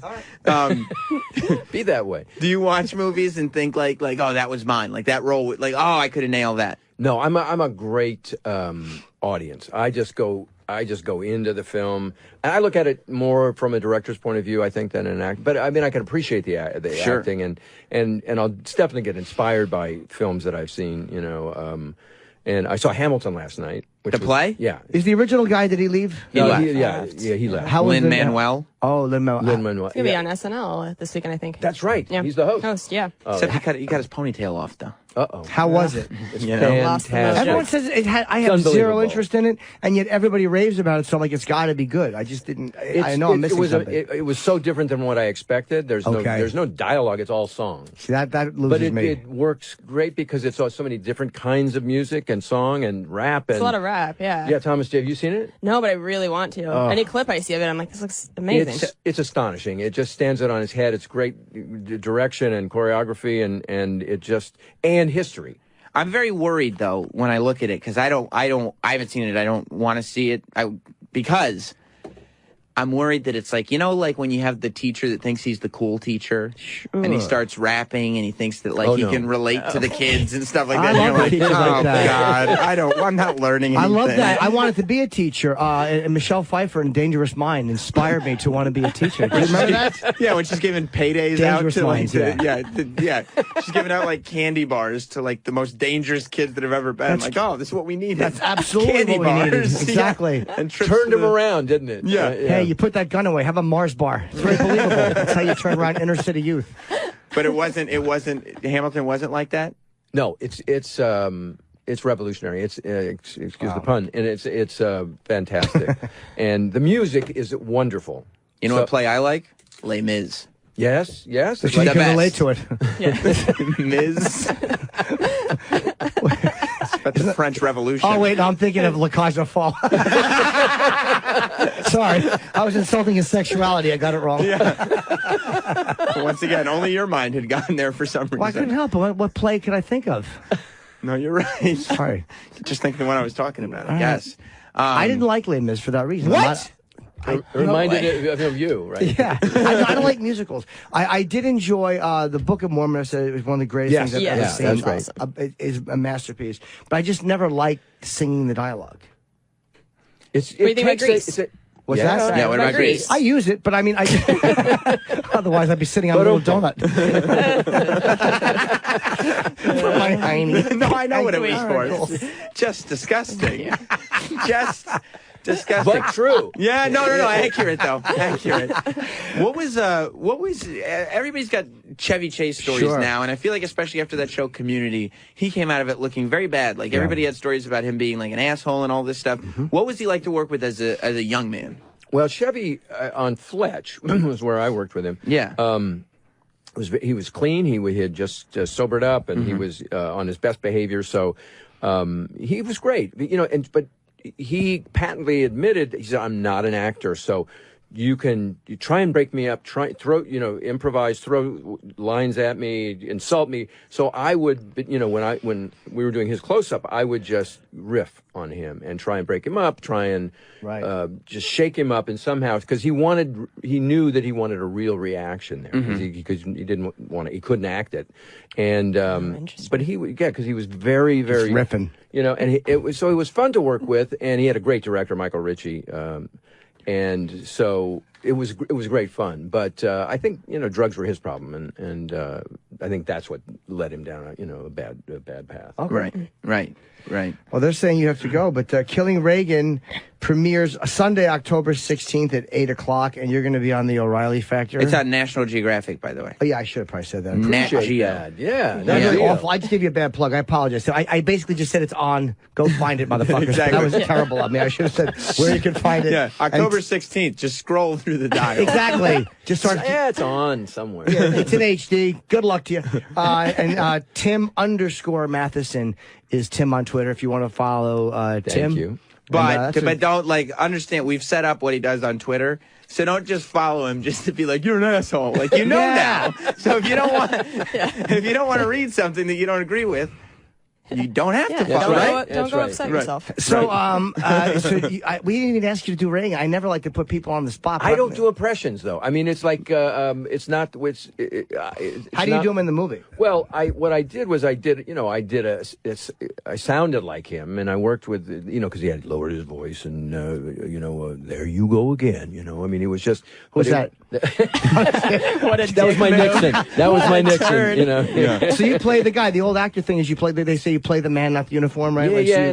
Because I would have just done a bad impression, and it's not my thing. So, so I just did it from the inside out. I think it's easier to get into a character like that. Like when I'm watching, I know we have to wrap up, but we talked about like if I'm not watching a guy do an impression, then you just give that's who this guy is. It's him, and then you just watch it. And Jim tried to remember what was it? Primary Colors, the Bill Clinton movie with Travolta. You wanted that role, right? Yeah, I mean, Mike Clinton is really good, but I don't do him that much. I don't look like him. That's the problem. What does it sound like? What does he sound like? Put a cigar in that girl's vagina. That was like Nixon. That was the same. It was the same riff as Nixon. That was lit. It was lit. Well, if we ever have to do a Killing Clinton, we know where to come. Everybody watch the movie Sunday, October 16th. Yes. At 8 p.m. on Nat Geo. You weren't going to say it. Yes, I was. No, you weren't. Yes, I was. Shitty plug. Yes, Don't bring him down with you. And we'll take a quick break and come back and wrap up. Thank you, Tim. Thank you so much. Thanks, guys. Thank you. Stay tuned. More Jim Norton and Sam Roberts and Chip, Paul, Josh, Kirk. Just stay tuned. Hey, welcome back. It's Jim Norton and Sam Roberts here. You can follow us on Twitter, Facebook, and Instagram at Jim and Sam Show. Kelsey Cook. Sorry, we're just meeting each other for the first time. Yeah. Kelsey Cook is here as well. Hey there. What'd you think of your buddy Jim's impressions? They're my favorite. I love seeing those when they go into the Twitter feed of the fucking videos. Oh my God, more Travis. We have a new theft roll. What is it? I would theft a strong man to ever let you go. I don't even know what that's. Theft. But is there an audio of Travis singing? Yeah, I guess. Come on, put Travis's face. Like, some people do these, funny Trump videos where his face is mounted on people doing things. Come on. Yeah. Of course, Kelsey, you and Jim Norton are famous for your makeup video. Yeah. It's been a real hit. Yep. She said I'm the only person to come halfway through that. What is this on your pants? Yeah, you did one with Eddie Ift. It was fun to do. I'm not into be put makeup. It's not a sexual thing for me, as creepy as I am. Right? You felt nice, though. Thank I could you. tell you had a new... Did you feel pretty? I was cockier. You were? Yes, I was. Yeah. Fast. I was like Jeffrey Tambor in Transparent. Yeah. I'm like, let's just go somewhere. Let's just go somewhere as my new lady character. Right. So you did his makeup like a lady, not like a man's, like not a pretty man. Yeah. But a lady. Yeah, so it's this new series of stand-ups doing makeup, and every little episode we're trying to look like one celebrity. So with Jim, we were trying to look like J-Lo. So I gave him this beautiful smoky eye and contoured his cheekbones. He looked great, as good as he can look in makeup, And then I felt a lot of things happening on my face that were very disturbing the whole time. He gave me a unibrow, The guy I had on next said that he gave me a Diet Coke blackface. like, look how dark you made my face. Yeah, it does look like she's having a serious allergic reaction to something. Like she's got a face rash. I'm not good at that. You're not? Your makeup is not your foray? No. But why? My what? Forte. I like catching people. Yeah, it's really bad. Look at that. You did it purposely bad, though, because I don't think you liked that I was telling you. Didn't like that I was telling you, like, what are you doing? You're like, well, fuck this. Yeah, I didn't care for your step-by-step concerns. Well, let the man do what he does, you know? Absolutely. Like, you brought him on to do this. Let him, it looks like did you give her a black eye? Yes. I did, yeah. It's like David Tell's great joke. Yeah. I saw this girl, I wanted to walk up to her and talk to her, but she had a black eye. So like, oh, great, she's seeing someone. Old David Tell joke. Love that joke. That's great. Yeah. So you're back to L.A. tomorrow? Sunday. Oh, you're here all week. D.C. Yeah, I'm doing Friday. the Lincoln Theater on Friday night. I keep forgetting to plug my own gigs. That's exciting. Yeah. Lincoln Theater on Friday night. And a bunch of dates being announced now before I'm going to announce the new special date and all that. I'm very, very happy. The special you're going to do here in New York. I am, yeah. I want to. Right after in December, because there was no venues available. I wanted to shoot right after, but there'd be no time to put it on sale. Mm-hmm. You got to give it a month or two to sell. Yeah. And there's no venues available on that short of notice. Mm-hmm. But I'm just such a dope. Yes. I really am stupid. Yeah. You're not supposed to say it. Oh, I thought you were just being agreeable and like, yeah, you're stupid. Yeah. Are you going to give the people more salads with Jim when we're in D.C.? Oh, wow. This new... What'd you see there, Jim? I just... Roland sent me the picture of a Bruce Campbell. And on the new iPhone, it... Do you have the new iPhone? No, I don't, because here's the problem, Sam. Tell me. Hold on a second. Tell me. I can't... What's the problem? I can't back up my old iPhone because there's some kind of problem, so I can't load this onto a new one. Bing. What, can you just bring it to a store? You think I want this information? Are you kidding? No. They're looking through my photos? God, no. They can't just do a big data transfer at the store for you? They're all going to be back there going, oh, my God, look at this pig's photos. I think they're not allowed to save it. Like, they can't. But they still might take a look, you think? Oh, God. It's just not something you trust a third party to do? Would you? It's just feet and black cocks. I was going to tell you that. I was thinking about you. I went to see Beyonce. What? That's right, in Nashville over the weekend. Are you serious? I am. Oh my God. She's slayed. She's here today, actually. She's doing Sam, a show down did I just hear you say she's slayed? Slayed. Oh my God, I cannot wait to do your makeup. The if Beehive. you're saying slayed right now, oh yeah, fresh faced. Let me get some glitter on those cheeks, boy. You're gonna woo. But look out. I thought about you, Jim, because at one point, this stage show is just spectacular. It's amazing. It's amazing. Have you seen it? Yes. You saw her? Yes. Where'd you see her? L.A. Okay. She's being interviewed down the hall today at no, she's 11 not. o'clock. Yeah, By she's who? doing Hits 1. Is that right? Mm-hmm. No, she's not. Are you serious? No. Yeah, I didn't think so. God, I fucking hate when he does that. Yeah, he didn't get me. I didn't get it. No, you didn't. No, I believe anything ever. But she, at one point in the show, she floods. She has two stages. One that's out in the middle of the audience, and she floods the second stage with water, so she can go and dance in it and splash around. I hope and do she all brings this her stuff. fucking corded microphone into it. But she walks out there in bare feet, and Beyonce has some big tootsies. I'm sure she does. She's got some. Beyonce has some big feet. Let's see Beyonce's feet. Go to Wiki Feet. I thought they probably have it. As soon as I saw it, I was like, man, Jim Norton would be a fan of Beyonce's feet. Yeah. Very much Suckle so. on those toesies. Yeah. I would. I typically, I like white lady feet, though. When it comes to feet, it's only white girl feet. That's racist. No, it's not. It's just my preference. Look how long those feet are. Oh, yeah, those are nice. Yeah. I'd suck on those. You would? Yeah, but for me, it's more the white girl's feet. Why? It just is. I don't know why. See how big they are? Yeah, those Oh are my nice. gosh. Those are nice. Yeah. She's probably a size 10.5 feet. My God. What size feet does Beyonce have? Quick. Yeah, but I like white lady feet. I don't know why. Yeah. I think you'd enjoy a Beyonce concert. Yeah, I'm glad you think that. There's all kinds of fireworks and fire cannons and everything. It's amazing. It's AC/DC. I wouldn't enjoy it. It's not AC/DC. For those about to rock the cannons, stop it. You're right, AC/DC, the first band to ever have pyro. I don't want to hear. I don't want to hear her. I don't know one of her fucking songs. You don't know one Beyonce song? Yes, you do. I You don't think you do, but maybe you do. I do, but I wouldn't care. She's a hit machine. Cool. So is Ike Turner. Beyonce's feet well done. are an 8.5. Oh, that's it? Get the fuck out of here. That must be incorrect. That's a They look lie. big. In what? In Europe or on Jupiter? Those are not 8.5 feet. Cut it out. They're fucking 10.5. Jupiter shoe sizes. Wow, those are nice tattooed. Is Who's that the girl- Allison Tyler? I've had Allison Tyler on. Oh, She's an old friend. You were in for Allison Tyler. She was lovely. She's an old friend of ours. Oh, I'd love to get a girl in here if we're allowed to do that. That'd be fun. Yeah, I'll allow it. Yeah.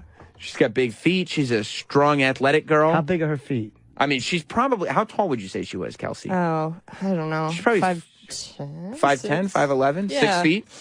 6 feet tall. Wow. 6 foot tall woman. And not fat, but like sturdy. You know what I mean? I was just going to say sturdy too. And giant breasts. Look at those big canoes. Yeah. Huge. Yeah. Huge breasts. Those are like J's. They have to be like Yeah. Oh, somewhere. 9.5? They're not even that big.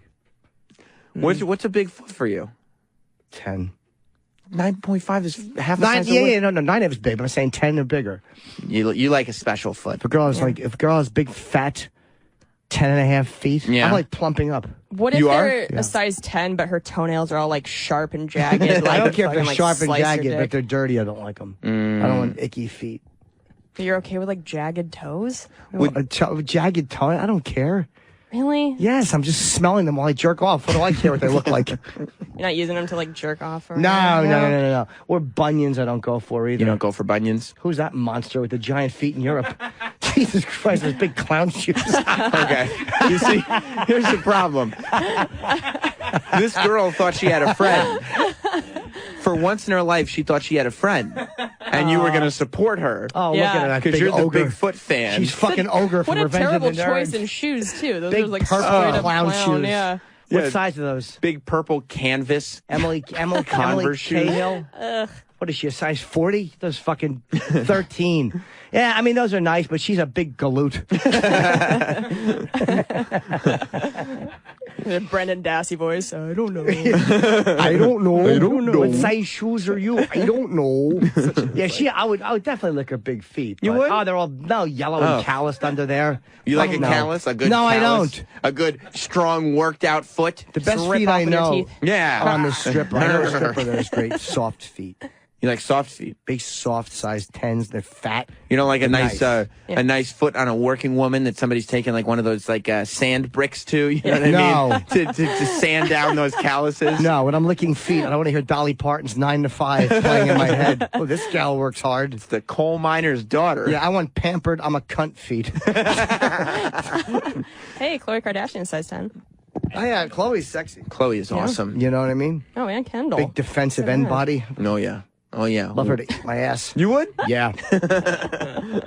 Well, we should wrap up for the day. You can see Kelsey Cook with Jim Norton in Washington, D.C. this Friday. Mm-hmm. Is that right? It's going to be a Lincoln very Theater. exciting show at the Lincoln Theater. You can follow Kelsey at Kelsey Cook. And you can follow the show at Jim and Sam Show on Twitter, Facebook, and Instagram. Today, follow all the social media accounts because today, and this is going to be real fun. It's like a scavenger hunt. There's going to be different videos tweeted and Facebooked and all over the place. You're going to have to follow all social media to see all the videos. Ooh. All from Jim Norton and Sam Roberts. Anything else, Mr. Jim? No, I don't think so. Other than I'll have a whole bunch of new dates to announce to plow into this special, which I'm very psyched about. And tomorrow, we've got Nick Nolte. Nick Nolte is here. Thomas Hayden Church. Yes. And Skylar Aston. Yeah, it's very, and Doug Benson. And Doug Benson. Who, Nick Nolte and Skylar are going to, I think... they're on the same show. Yeah, they'll be on the same show. On Epic. So I keep seeing promos for that. Looks good. And I'll tell you this, Skylar Aston, you know what he listens to in his free time? Scat porn? No. It's good. You could listen. To it. Yeah, it's a weird... It sounds like soft serve yogurt. He listens to Jim Norton's UFC podcast. Oh, good. And Sam Roberts Wrestling podcast. See, here's the thing. This is how you knew Sam, because he wouldn't have been so psyched about it if it was just Jim Norton's UFC podcast. Yeah, that's weird. Would you have been psyched if you found out he was just a Sam Roberts guy? No, I didn't think I don't so. even like that he's a Jim fan if he's also a Sam fan. And today I'm doing UFC. Matt Serra's away. He's on vacation with his family. It was like a long ago planned Disney thing. Oh, so I did it with Louis J. Gomez the other day, and I'm doing it with Louis again today. Cool. Louis is great, man. We He gotta is have good. him on. He's fun. So I would love to have all those Legion of Skank guys on. Yeah, we definitely will. Not tomorrow though. No, we can't tomorrow. And again, we know we're very guest heavy, but it's just, again, a lot of guys were already booked. Yeah. So we're, not that we're complaining. I mean, they were all fun today. I mean, They're all great guests. We're just trying to, we'll pace them out better as time goes on. But for now, the replay starts right yeah, after I'd love this to do Rich commercial Voss, break. but I don't think he's allowed to do both shows. You piece of shit. We'll see you tomorrow. Bye, guys.